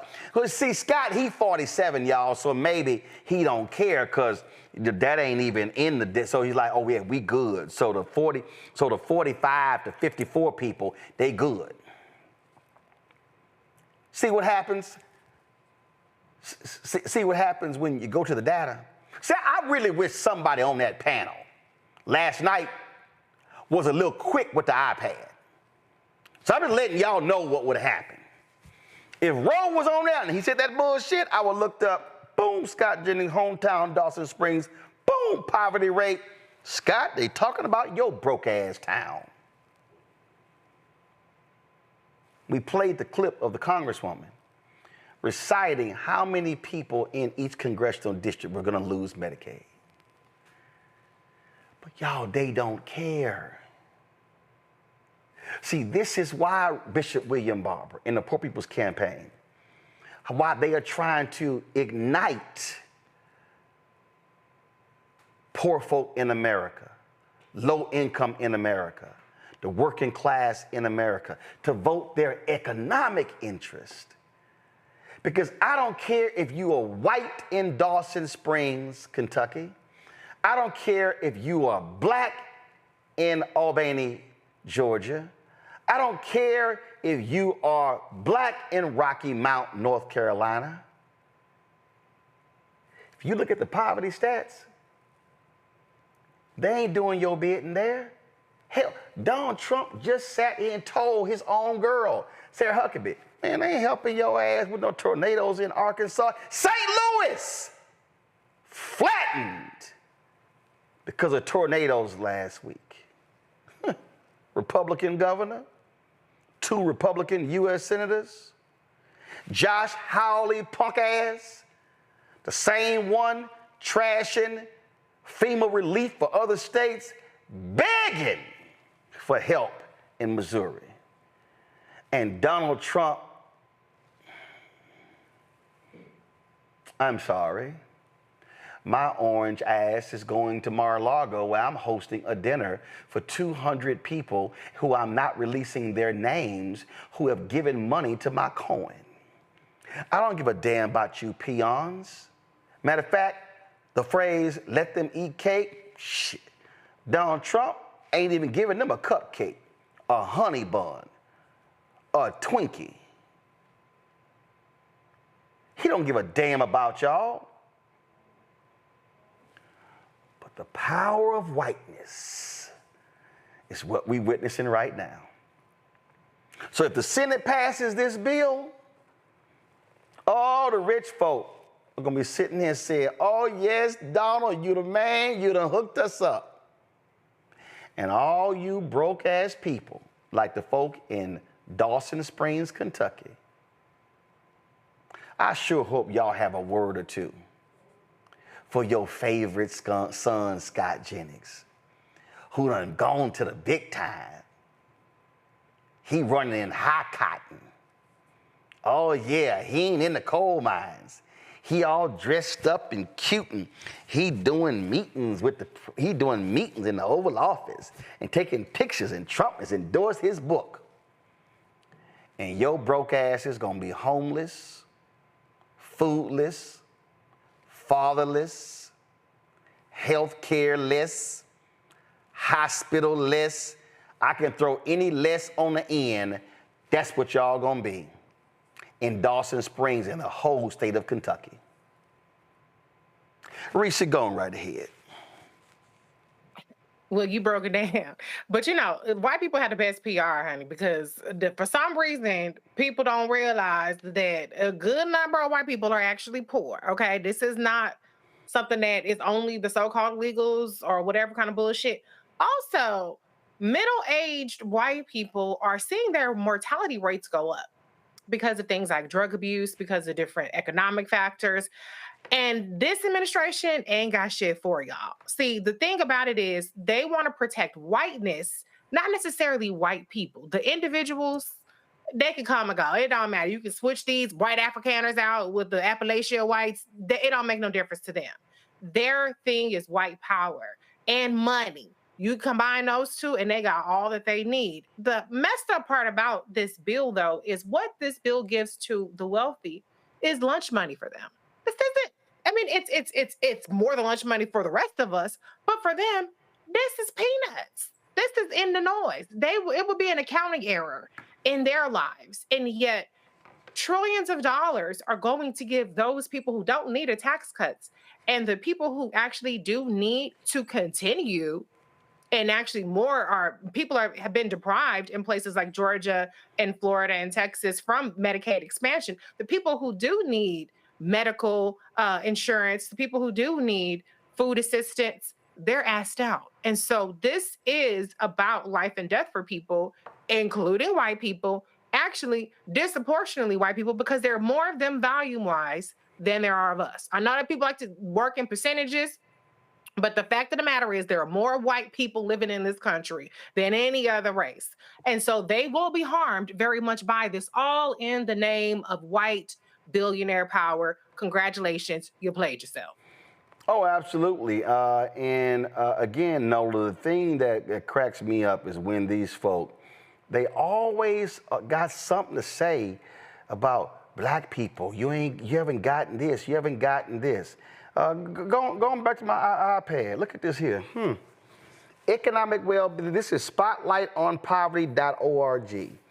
Economic well-being in Kentucky, extreme poverty, 11% of the state. Food insecurity, 14.4%. Minimum wage, $7.25. Percent of individuals who are uninsured, 6.4%. Percent of jobs at a low wage, 24.3%. Percent of working families under 200% of the poverty line, 34.7%. Poverty rate, 16.3%. Unemployment rate is 4.3%. And you sit here and look at home foreclosure rate, 1.12%. Then you let percent of renters, 33%. I mean, it goes on and on and on and on. It shows you these numbers. They broke. They broke, Nola. And I keep saying, black broke and white broke is the same. Your ass broke. Mm-hmm. And Dr. King knew it too. You know, I had the pleasure the other morning, I should say, talking to Representative Cleo Fields from Louisiana, and also Representative Nakima Williams the other night at like 2:30 in the morning, as the Republicans tried to sneak past that big old ugly bill. And you know, Representative Williams, you know, she represents districts in Atlanta, her district in Atlanta, and Representative Fields, you know, represents some of the poorest, you know, districts in Louisiana. And the conversation that we had was just about that, acknowledging that, you know, acknowledging those poor people and how taking Medicaid away from said poor people will impact their lives. Representative Williams told this story about how she met this woman who literally survives on $6 a day. $6 a day. Scott Jennings is acting brand new. And if they do send him on this little tour, those people won't care about those numbers, because all he's going to do is tell people that, first of all, that the clip on CNN was fabricated and the media. So that's the first movie he's going to make. And then the second movie he's going to make is to completely, not even respond, to data, if that was brought up to him in that context, is what I'm saying. And, another element to this, Roland, is so many of these voters are absolutely voting against themselves, against their families, because, and let's just keep it real, a lot of their pastors are telling them in Sunday Mass that God sent Donald Trump here. The conditioning is so deep that no matter how much fact checking we do, it doesn't penetrate, because they've been so indoctrinated. And because of that indoctrination, they will absolutely keep voting for people who do not care about them. I absolutely would not be shocked if that man won the office that he's seeking. And even if there is evidence to say that I don't care about you, poor people, because first of all, I'm probably embarrassed from where I came from anyway. So I really don't care about y'all. They are so conditioned to believe that he didn't say the thing that he actually said. Right. Right. So, this situation with the way that they tried to do this bill, we'll see what happens in the Senate. But there are a lot of people who are going to be impacted. Mark my words. And the ugly thing about it is the last thing I'll say. Even when people start dying, and unfortunately that's what's going to happen, they still won't care. Again, go to my iPad, Antoine. So this is a piece story right here. New census data shows more is needed to cut poverty and improve incomes. This is in Kentucky. It says right here, and so when arrogant, smug ass individuals, like, look at this right here, pandemic era federal program / child poverty. Official child poverty in Kentucky went from 21.8% to 10.9%. In Kentucky. That's what happens when you make investments.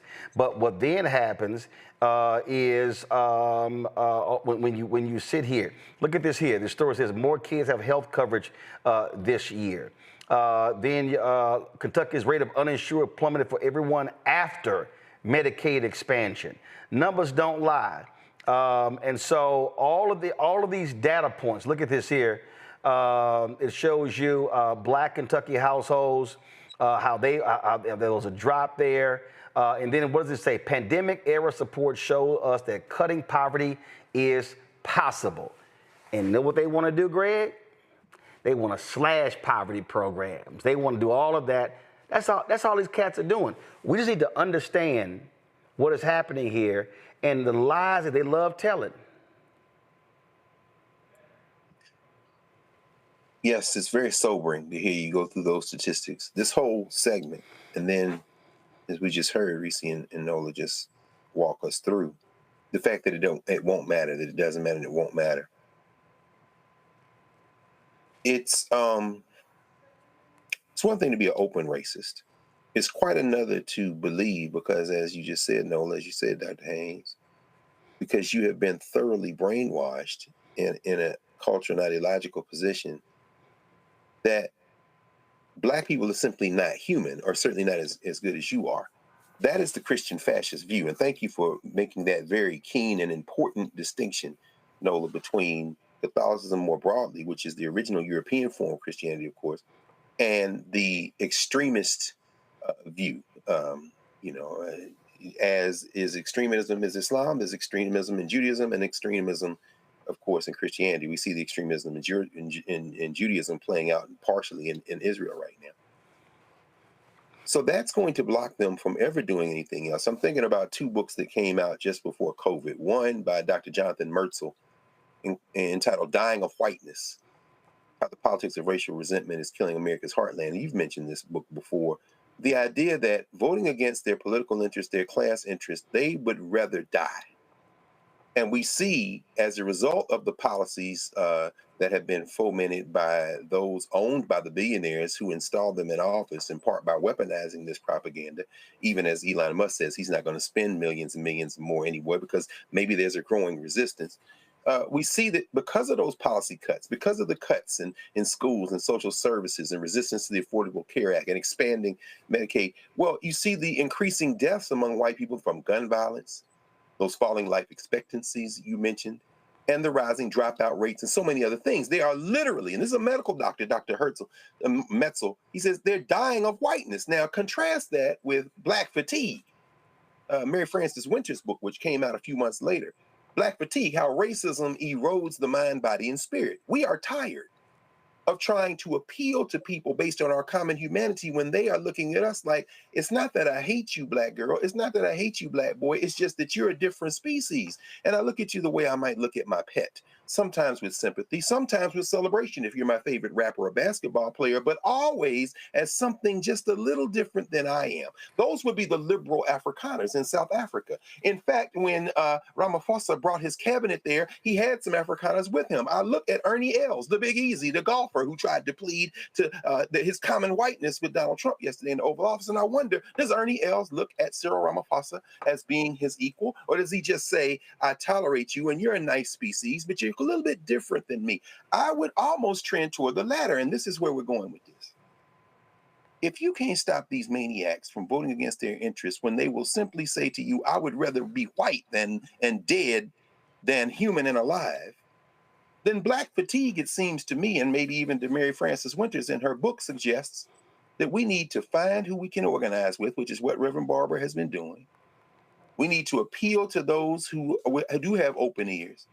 And the Scott Jenningses of the world, and the Junior Varsity Vances of the world, and the Tim Scotts of the world, and the 8 Negroes who voted for, Lord have mercy, the funniest thing about that I saw on social media about the new and then the so-called president of Florida A&M, I can't repeat here. Let's just say that somebody tweeted that blank sits on the highest of 7 hills, and you can kind of infer the rest in terms of drug abuse and what might be inferred from that. But the point is that those people all share one thing in common. It isn't race. It is a fealty to toady and kowtow and kiss ass and do whatever they can not to return to that coal mine, not to return to that cotton field, not to return to that job that they think is beneath them. And they will do anything to foment that.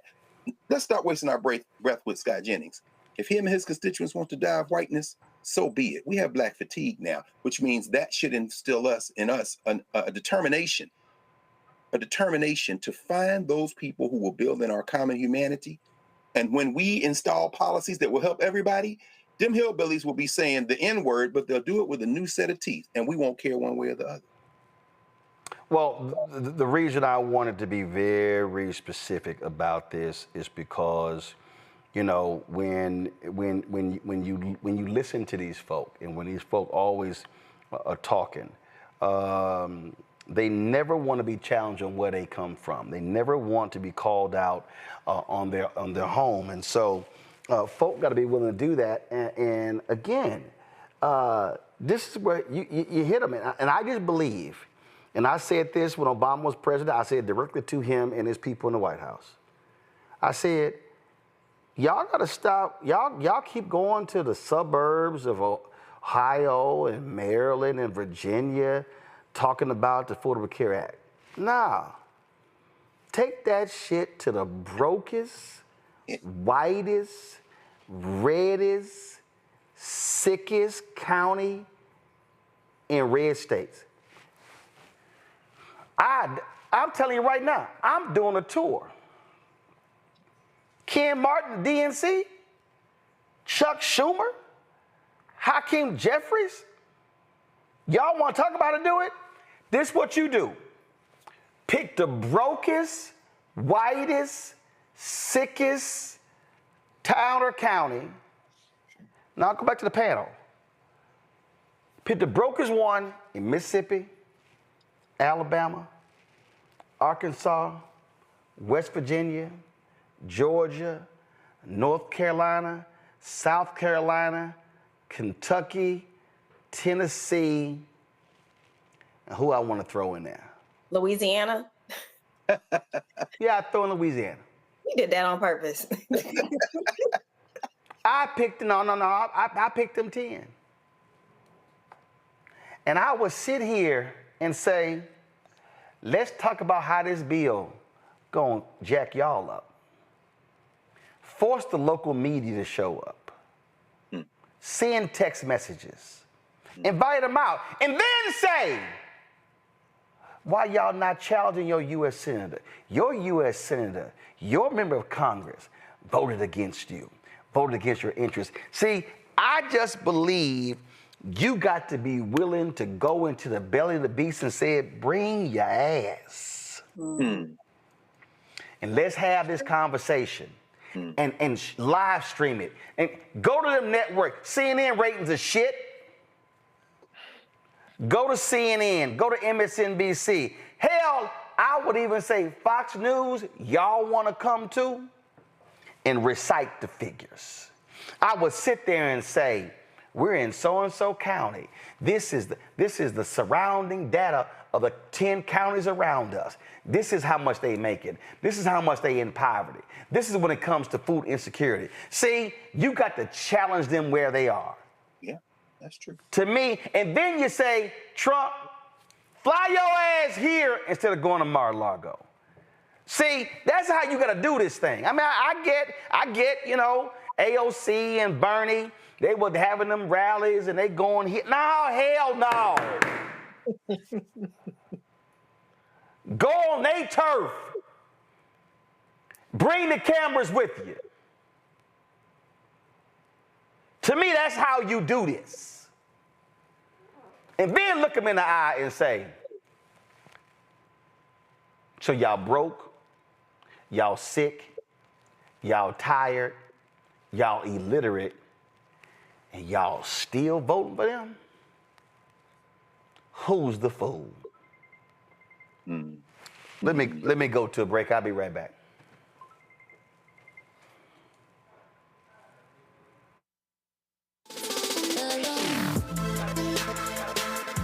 Hey y'all, welcome to The Other Side of Change, only on the Black Star Network and hosted by myself, Bree Baker, and my good sis, Jamira Burley. We are just two millennial women tackling everything at the intersection of politics, gender, and pop culture. And we don't just settle for commentary. This is about solution-driven dialogue to get us to the world as it could be and not just as it is. Watch us on the Black Star Network, so tune in to The Other Side of Change.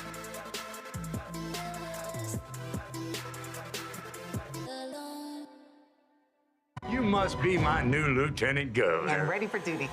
I think I can make a difference. Just be a good girl. I'm gonna need some dinner and a lot of wine. I really don't think that he thinks I'm qualified. What you gonna do? Pump my shoulders. When you want something and you earn something, you fight for it.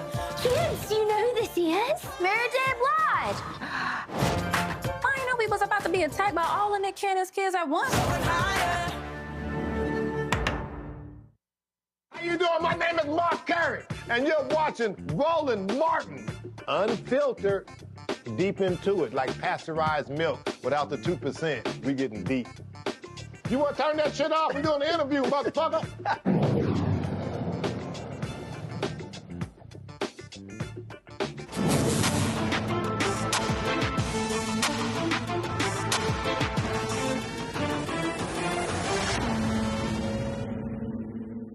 Well, they had a Judiciary Committee hearing, and Texas Congresswoman Jasmine Crockett had to school her GOP colleagues on the basics of the U.S. Constitution. She had to remind everyone the Fifth Amendment guarantees due process even for immigrants. Well, those remarks she made did not sink in. This is what happened when California Congressman Kevin Kiley decided he wanted clarification from the Congresswoman. Who accused me and my colleagues over here of ignoring the Constitution. And if that were true, that'd be a very serious matter. So I did want to just inquire as to what exactly the accusation is. So I'll happily yield to the gentlewoman from Texas if she'd like to respond. Do you believe that someone who has snuck into our country, entered the United States illegally, that the due process requirements for that individual are the same as they are for a U.S. citizen? I thought the question was for me, but it seems like the lawyers on this side or just my entire team knows the answer. Mr. Chairman? Per the Constitution, yes, if you are on our soil, you are guaranteed due process. And the fact that there's even a question is why we are struggling right now. In addition to, an additional issue that I have is the executive order that was signed by the president that seemed to get rid of birthright citizenship, which also is laid out in the Constitution, which is why even the most conservative judges have ruled against. There is no one that has ruled that that was okay. Okay, thank you. You're welcome. So thank you. That's simply untrue. The Supreme Court has made it very clear that due process is a context-dependent inquiry. And someone who is here illegally in this country facing deportation, the requirements of due process are specific to that So context. I just want to clarify, and I know that there's lawyers on that side. It's just like we have different standards in general. Like you have a higher standard when it comes to a criminal case versus a civil case, right? So it's preponderance is going to be the burden on a civil case, and then it's going to be higher as it relates to a criminal case, right? It's beyond a reasonable doubt. That is going to be the burden of proof. When the Supreme Court was making distinctions, the distinctions weren't necessarily between is this person a citizen or is this person not.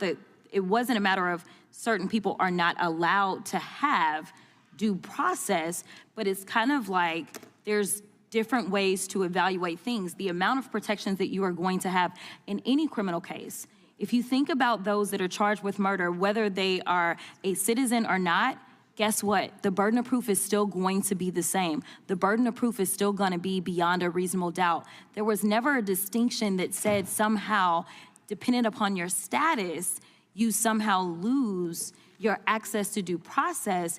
And frankly, that is honestly the only thing that the Supreme Court has been consistent on, is that there are due process rights that are going to be afforded to everyone that is found within our jurisdiction in the United States. I have not seen a case where they have said, no, it's okay for someone not to have due process. That is why the plane that was about to leave Texas, they said stop the plane literally at 1 a.m. because there had not been due process for those that were currently being held in the administration's custody. And thank you so much.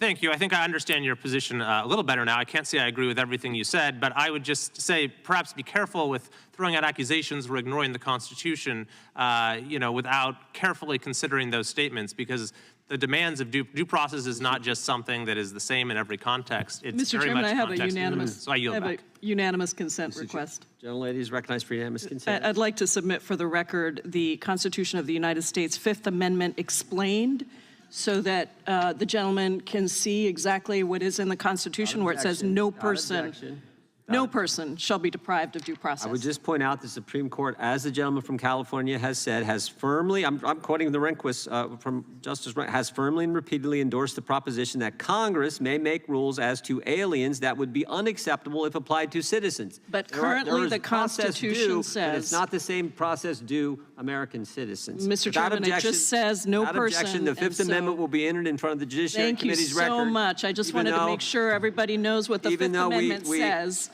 We will take Maybe that. we could introduce the 14th Amendment too, Mr. Chairman. Okay, that's fine too. Well, you can introduce the whole Constitution. God bless you.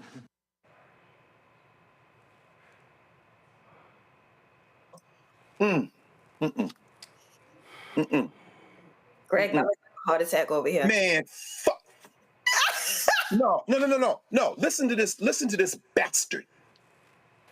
You can introduce the whole Constitution. The only 3 words that mean anything in what he said at the end were the last 3. God bless you. These are theocrats. Let me be very clear about what we just heard. This has been litigated. The Fifth Amendment applies to the United States. The reason we needed a 14th Amendment is because guess who wasn't included in the first 10 amendments to the United States Constitution, or the Constitution, as full humans, African people, and indigenous people. The 14th Amendment to the United States Constitution is when the concept of citizenship was codified. This is the point she was making. So people talking about people here illegally, people here illegally.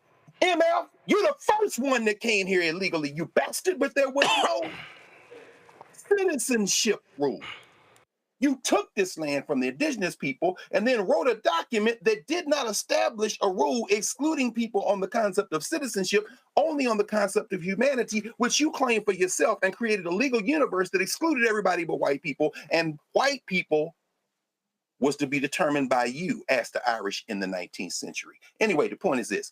The 14th Amendment, after a bloody civil war, and perhaps we're on the verge of another one, who knows? But the point is this, the 14th Amendment came in to codify who was or wasn't a citizen. And while the 5th Amendment, as she said, reads that no shall any person be subject to the same offense to be put twice in jeopardy of life or limb, that's double jeopardy, nor shall be compared in any criminal case to be a witness against himself, nor be deprived of life, liberty, or property without due process of law. It said person, not citizen. Now let's go to the 14th Amendment, which was passed because the Dred Scott decision said in 1857 that black people had no rights that any white person was bound to respect, because if in Massachusetts they decided to give you citizenship, that was fine. If in Texas they decided not to, that was fine. Because as Africans, we weren't part of the legal universe. The 14th Amendment was passed for that reason. Now, the clown now thinks it only applies to black people, but it should shut his damn mouth. Now, the point is this, finally, the 14th Amendment, Section 1. All persons born and naturalized in the United States and subject to the jurisdiction thereof are citizens of the United States and the state in which they reside. That is a direct shot at Roger Taney, who said that you're a citizen of a state and the United States. He made up a legal fiction of federal citizenship as if you can be a citizen of the United States and there's some place where it's not subject to the polity of the jurisdiction of the United States. But that's fine. They cured it there. But the problem, what they're going after birthright citizenship for is the second part of that first sentence, which says subject to the jurisdiction thereof. It's a lie. The Kim Wong-Ark case settled that. That was a guy who was born in San Francisco, whose parents had come from China, and he is one of the few people in the United States Supreme Court history who has his name in a decision. If somebody said, you're not a citizen, he said, my name Kim Wong-Ark. The Supreme Court said I was a citizen, didn't stop when he went to El Paso, Texas a few years later. Them crackers down there arrested him and accused him of not being a citizen, and it took him months to prove he was, with a Supreme Court with his case with his name on it in his back pocket. But the important, and here is the important sentence in the 14th Amendment. It says, no state shall make or enforce any law which shall abridge the privileges and immunities of citizens of the United States, same as the 5th Amendment, nor shall any state deprive any person, not citizen, person of life, liberty, or property without due process of law. That's the due process clause. But here's the problem. Well, we just heard this white nationalist, God bless you. You can put the whole Constitution. In other words, who gonna check me, as you always say, Reese? The problem is this. What these white boys are trying to do, white boys and girls, they want judges to say in the 14th Amendment and in the 5th Amendment, well, the 14th Amendment is the important one here because that's the citizenship clause. When they said person, they meant citizens. When people say, no, they said persons, they said, no, go back to Section 1 at the beginning. All persons born or naturalized in the United States and subject to jurisdiction thereof.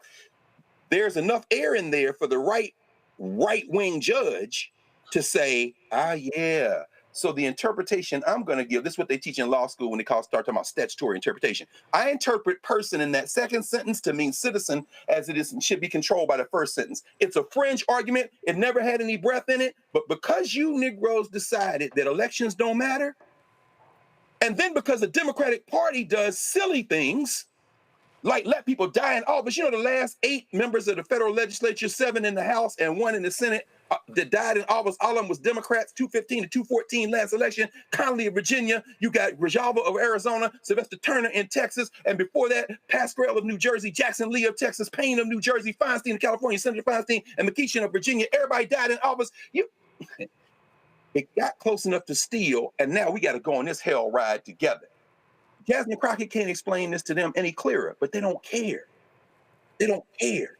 The law is whatever the hell the judge says it is, and if you don't agree with the judge don't agree with you, and you're the president of the United States, you know what they can do? They can ignore the law, and we're going to be in the streets. This is a serious thing now.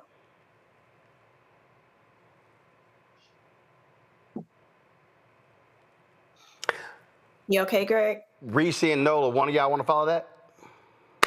I mean, God. Well, I mean, I'll go. You know, Dr. Carr, obviously, he held it down. He held it down. Here's the thing that people don't understand about this whole, the real danger of this due process thing is that this administration will pack your ass up and put you on a plane, and you'll be in somebody's seat cot in South Sudan. They trying to get people in Libya before anybody had a chance to say boo. And you could be a citizen. There are people, they've admitted, that have protected status. Kilmar, Brego Garcia, and they still like, fuck it, we're not bringing it back. Right. And so the danger of not having due process is also a danger to U.S. citizens, because how you know that they're going to get it right? They don't care to get it right. They've literally said they don't care to get it right. Just like the case in Oklahoma where these roided up ICE agents and all these multi-agency people, but nobody wants to cop to it, raided a house of a U.S. citizen, made them come outside, get searched, stole their goods, and then they said, we weren't there. That's where the due process part comes in. And so anybody who thinks, well, I don't think that immigrants should have due process. I don't think if you're here illegally, what you need due process for? Okay, when they pack your black ass up, and your family is in front of the Capitol steps trying to get you back, even though you're a U.S. citizen, they're like, well, we're talking about birthright citizenship. Should they really be a citizen? Should they really be this? Well, both of their parents wasn't citizens. When they having that argument while you sitting in somebody's jail, then we can have a conversation about why due process is important for everybody. Nobody has any illusions that due process is equally applied. We know this justice system doesn't treat anybody equally, especially not Black people. That's not the case. That's not the argument that's being made. But due process has to exist for everybody's benefit. It's not a gift. It's not some charity that we're giving to some people who shouldn't really be here by somebody's judgment. It's something that we all need to hold on to for dear life. And we still, even with due process, might end our asses up in Libya or South Sudan. We still might do that. But if we got a little bit more of a chance to stay here because the judge says, well, you know, this is your birth certificate. It does say that you're supposed to be here. Then we need to make sure that we keep that going just for as long as we can. You're right. And Nola, these fools had better recognize that Donald Trump will absolutely attempt to send Americans out of the country. He's already said it. And of all the people who say, well, I know he said it, but no, if they say it, believe those assholes gonna do it. Absolutely. And Marco Rubio is parroting the same talking points. Now, that's the part that scares me, right? When you have the Secretary of State parroting the same things. Like, I understand, yes, you serve at the pleasure of the president, but this is scary because if I'm not mistaken, Rubio's also a lawyer, right? Mm-hmm. So here you have the Secretary of State, who's also a trained attorney, talking about, well, you know, it kind of due process depends. That is we are in very, very slippery slope territory, and they keep saying it over and over, and they're normalizing it for people who don't understand the nuances, and that's what they're banking on, is the people who don't understand the nuances to grow this apathy amongst the American public to where we're looking the other direction. And here, you know, in the cloak of night, like the other night on the Hill where they were trying to pass that bill, you know, here we are sitting, looking around like, wait a minute, what happened to due process? You know what I mean? And that's where this is heading. And for people who do not believe that this is a slow rolling coup, this, like Greg said, and I understand his passion, I totally get it 1000%, especially when this is something that you trained in and this is something that you believe in, and to see what's happening to it, it is heartbreaking, right? And it's infuriating. But I'm telling you, one day we're going to wake up, because we were so distracted with being bombarded with so much, right? That we are going to be a country with no rules, no laws, and that's scary territory. And further, I'll say that I'm really concerned. You know, I'm really concerned. You know, we're people that are heavily that we pay attention to the news and news cycles. We're really involved, and I am really, really concerned because there really aren't any checks and or balances. The way in which the Republicans have done this thing, it's like they have blanketed, you know, every single lever of the government. And then in Congress, people, I need y'all to understand how important 26 is. And before we get there, they will try to pull something. They are going to try to do something to interrupt the 2026 elections. I'm telling you right now. Yeah. But in addition to that, we can't stay at home because of it. Our lives are on the line here, people. They are trying to do away with due process. They are trying to do away with the Constitution. That's right. That is the foundational document of this country. And like Greg said, that document has not always served us. It has not always worked in our favor. But the larger point is, it doesn't matter, because we're talking about the nuts and bolts of what keeps this country together, what keeps this democracy together. And we are hanging off a cliff. And I need y'all to understand how important 2026 is, how important your local elections are every single Tuesday. Y'all have to be civically engaged. We are in trouble. All right, folks, we come back. We'll have a business owner for our shop.blackstarnetwork.com website. And so we have the conversation next. Don't forget to support the work that we do by joining our Bring the Funk fan club. The goal is to get 20,000 of our fans contributing on average $50 each a year. That's $4.19 a month, 13 cents a day. If you can't give that, give less. We totally understand it. We appreciate it. If you can give more, that'd be great as well. We purposely do not charge a subscription fee because we want the content widely available. If you want to contribute via Cash App, use the Stripe QR code. You see it right here.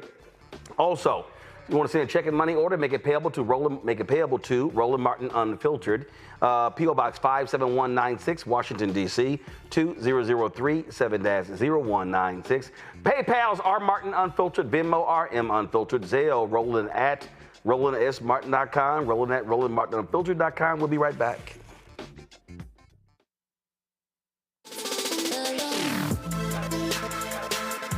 Hey y'all, welcome to The Other Side of Change, only on the Black Star Network and hosted by myself, Rhea Baker, and my good sis, Jamira Burley.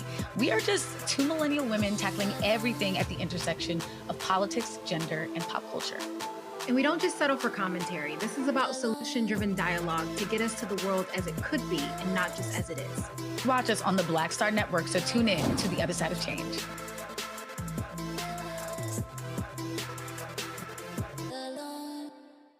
My name is Lena Charles, and I'm from Opelousas, Louisiana.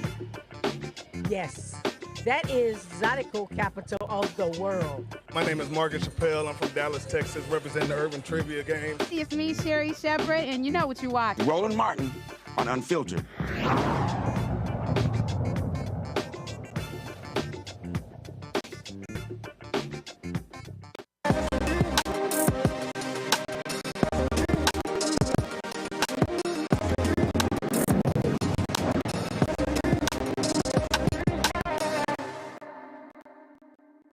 All right, folks, time for our shop blackstarnetwork.com segment, part of our marketplace where we focus on black-owned businesses. Now, we all have a sweet tooth, and one black-owned business in Chicago has just about everything to soothe anyone's cravings.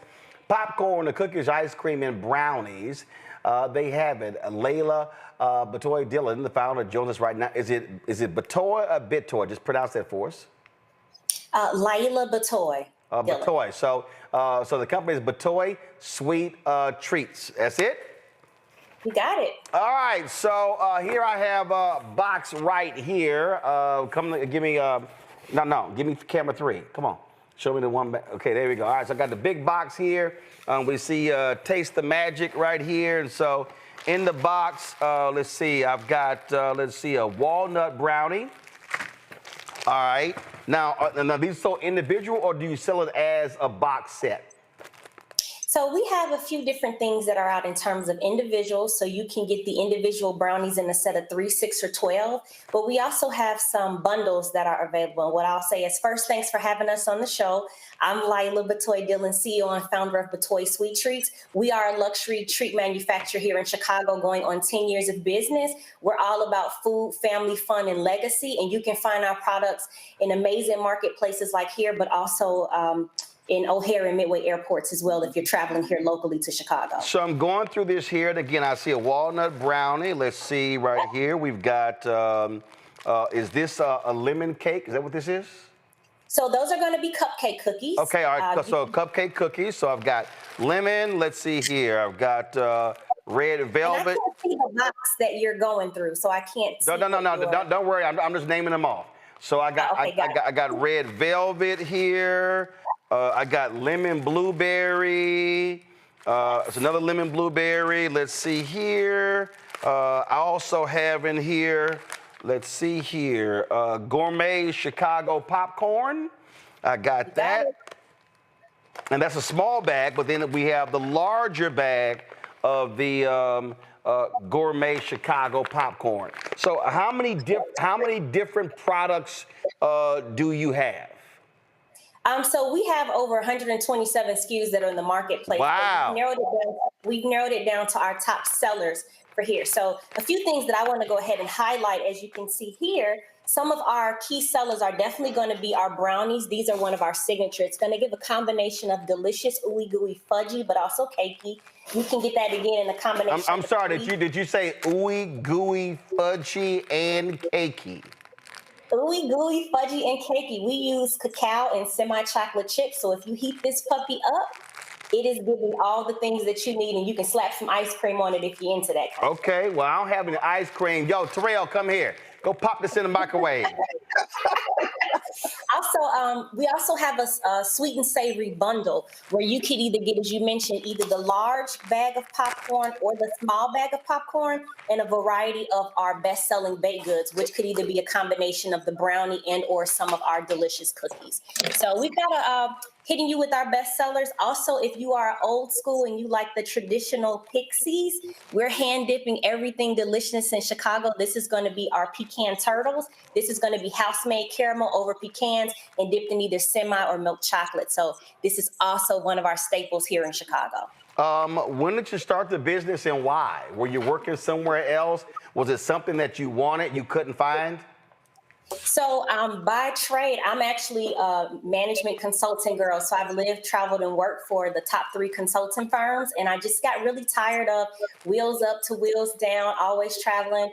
With the support of my husband, I was able to come off of the road. And a little bit background about my family, the Batoys. I come from a line of entrepreneurs, from small mom and pop shops, restaurants, barbecue shacks, things like that.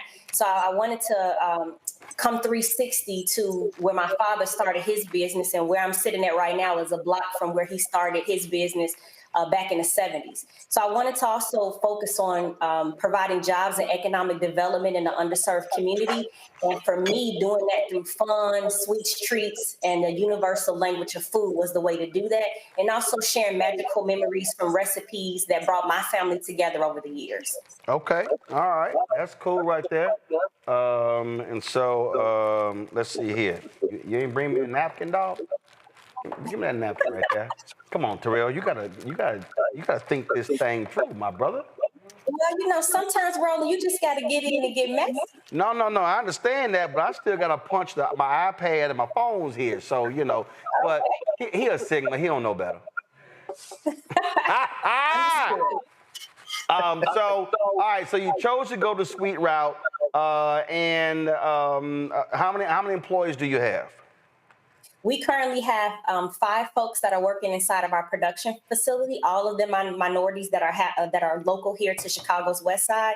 And then we have an additional 3 that will be doing what I would call like corporate functions, including myself. Okay, now first of all, let me be real clear. Everything for me is black. I like chocolate cake. I like chocolate ice cream. All my cars been black.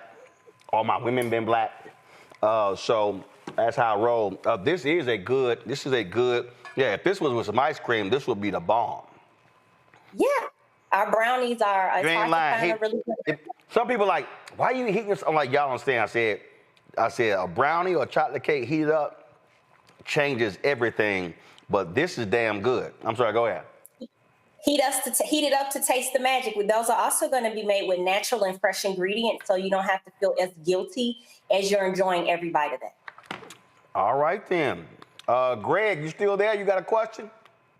Hey, yeah, Greg. man. Well, I wish man, we can tell by the sound of your voice as you chewing on this how delicious you do it. Folks in the chat talking about don't smack. Man, what the hell you think I'm going to do? What you going to do? Sister Layla, first of all, congratulations on 10 years. I was looking at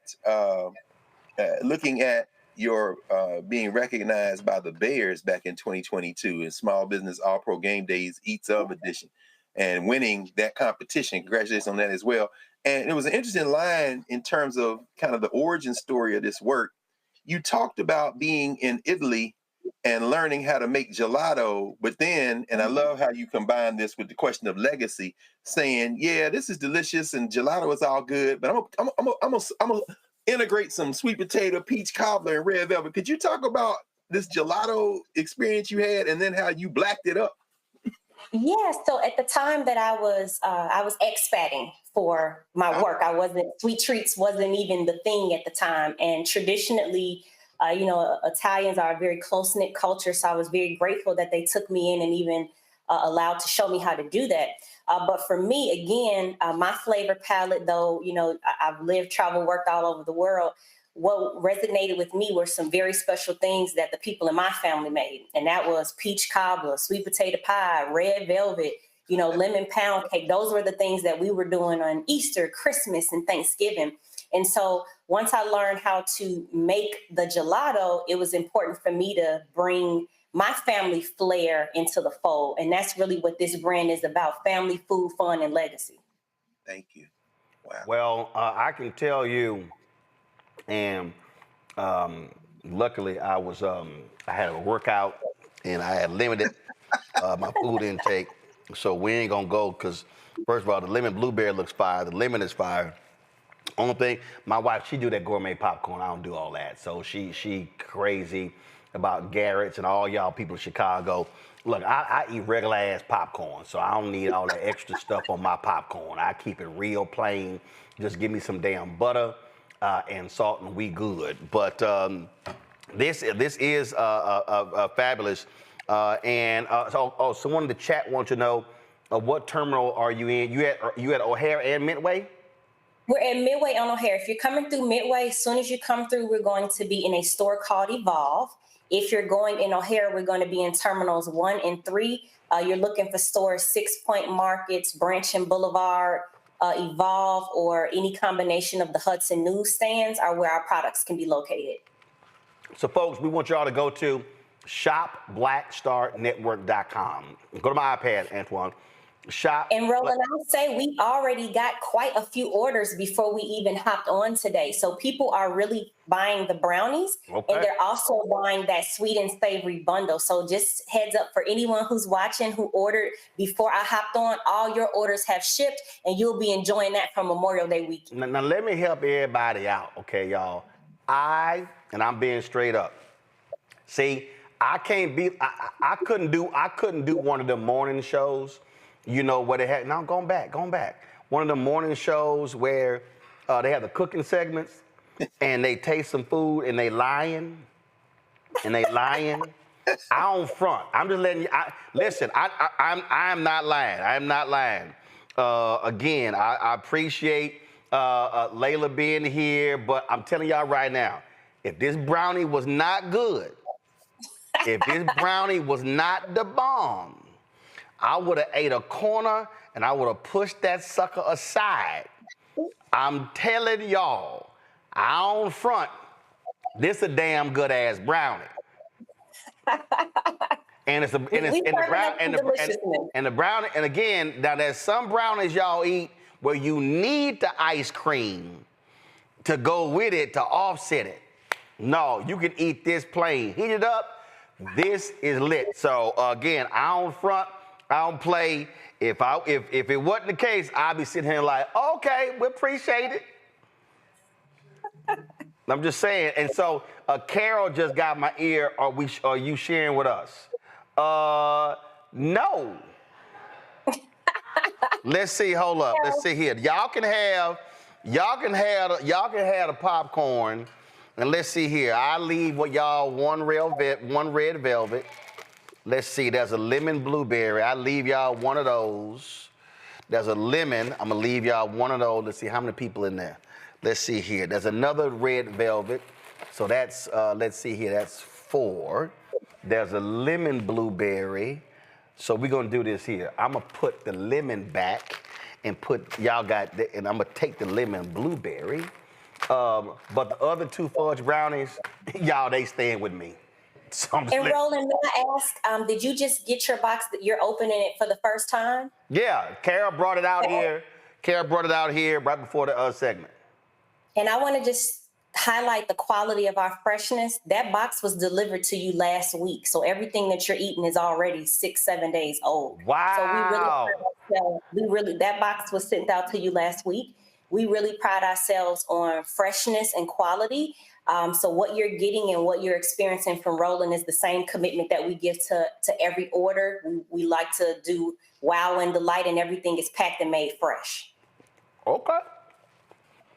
All right, go to my iPad. All right. Yeah, I'm smacking. Batoy Sweet Treats on shopblackstarnetwork.com. Y'all see it right here.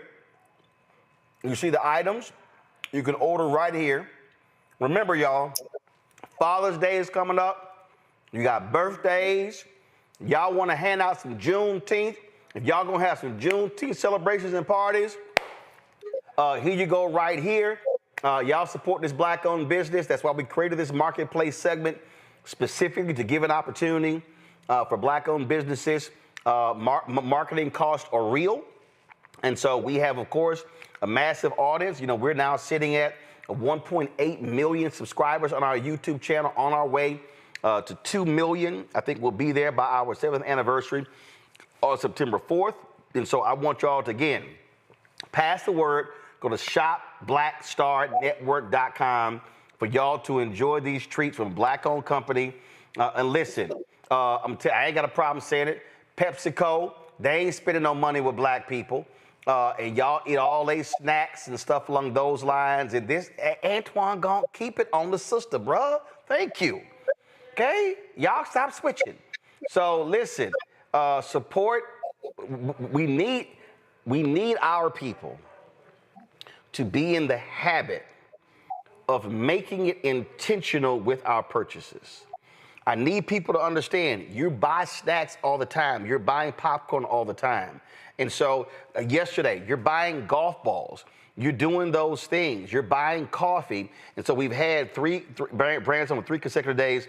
So y'all be sure to support it. And so again, Layla, this is awesome. And again, this fudge brownie is the shit.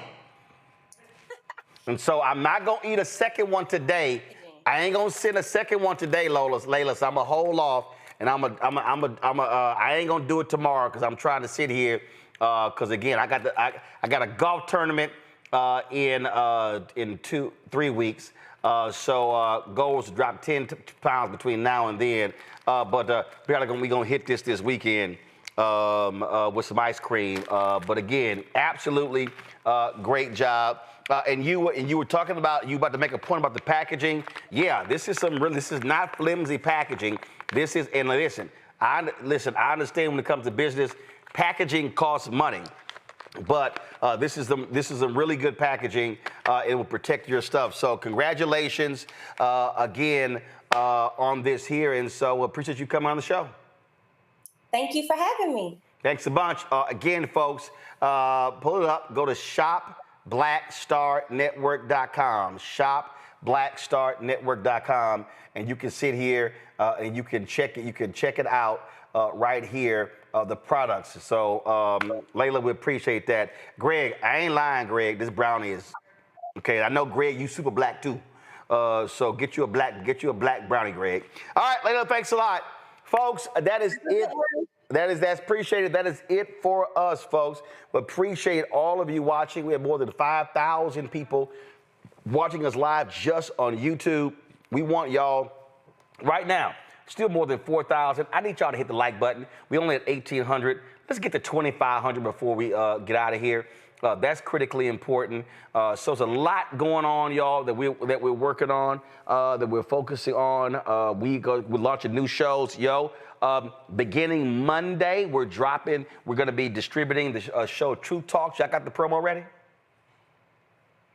All right, so Truth Talks is coming to coming to the Black Star Network. Roll it. Coming soon to the Black Star Network. Let's go. Truth Talks is the fastest growing show about pop culture, and now we're exclusively on our own channel. Go ahead, say it, man. Attention! We're back. We gotta stop letting this slide. Bigger and stronger than ever. I mean, I just have questions. Season 2 is reloading May 26th at 8 p.m. Eastern Time. What's up? With new hosts. Let me tell you what damn time it is. And big celebrity surprises. Kiss my behind. It's Oprah Winfrey. Subscribe today at Truth Talks Live. Give black people what they need, and we'll show them for you. And don't miss out on all the upcoming viral moments. Simulcasting weeknights at 8 p.m. on Roland Martin Unfiltered and Black Star Network and Truth Talks Live. I'll see you there. Folks, what's going to happen is our show will be ending at 8 p.m. and we'll be sending y'all over to Truth Talks. It'll be airing on our Roland Martin Unfiltered channel under our Black Star Network banner. So we're looking forward to that. So it's a lot that we are working on, a lot that we are doing. I told y'all I'm working on some stuff. I'm going to share for y'all. I got to take a look at it first. We shot a business pilot show about a week ago, and so we've been working on that as well. And so it's a lot we got going on. We're going to be working on a health show in addition to the shows that we already have. And so we're just methodically building this. Also, let me show you this here. I was looking earlier, and so I told you last week, remember YouTube dropped their rankings last week, where they're now ranking YouTube, the top 100 podcasts on YouTube. And so they dropped it last week, and guess what? Pretty cool.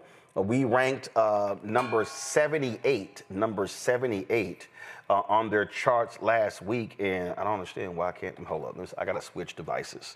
We were ranked number 78 on YouTube as a result. But guess what? This week we are number 67. We are number 67 this week.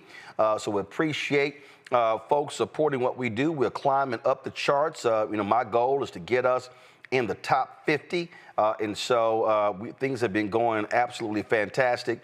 And so we appreciate everybody that's been watching the show, that supports the show, that's been sharing. That's why these likes are important, because when we send that stuff out, and so this right here, you see right here, the weekly top podcast in YouTube for May 12th through the 18th. And so you see these shows right here.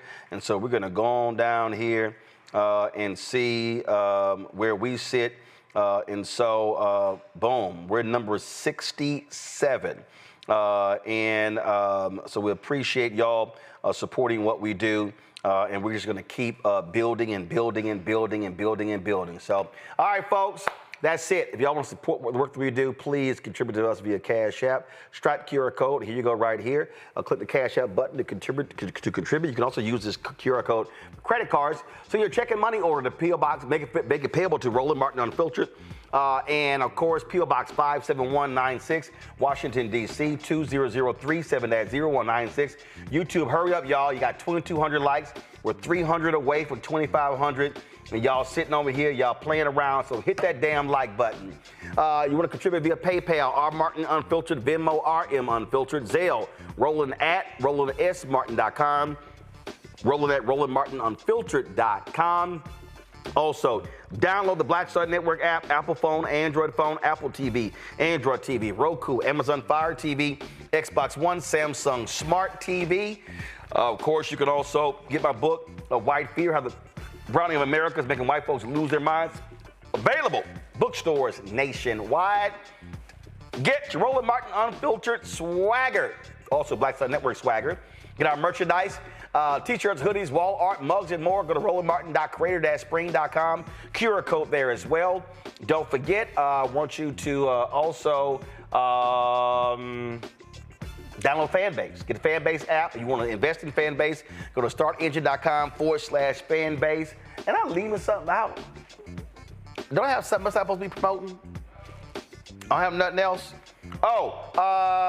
Be sure to check out She the People on Netflix. Get the trailer ready. Starring my girl Terry Vaughn. We're gonna have her. We're gonna have my interview with her tomorrow. We shot it last week, so check it out on Netflix. Roll it.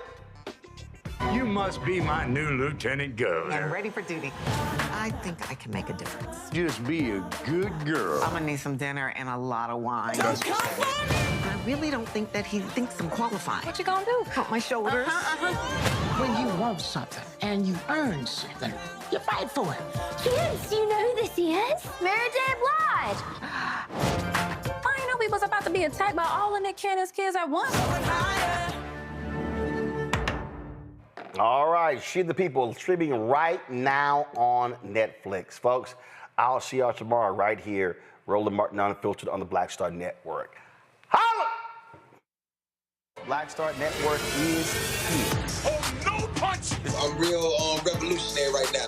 Thank you for being the voice of Black America. All momentum we have now, we have to keep this going. The video looks phenomenal. See, this difference between Black Star Network and black-owned media and something like CNN. You can't be black-owned media and be scared. It's time to be smart. Bring your eyeballs home. You dig?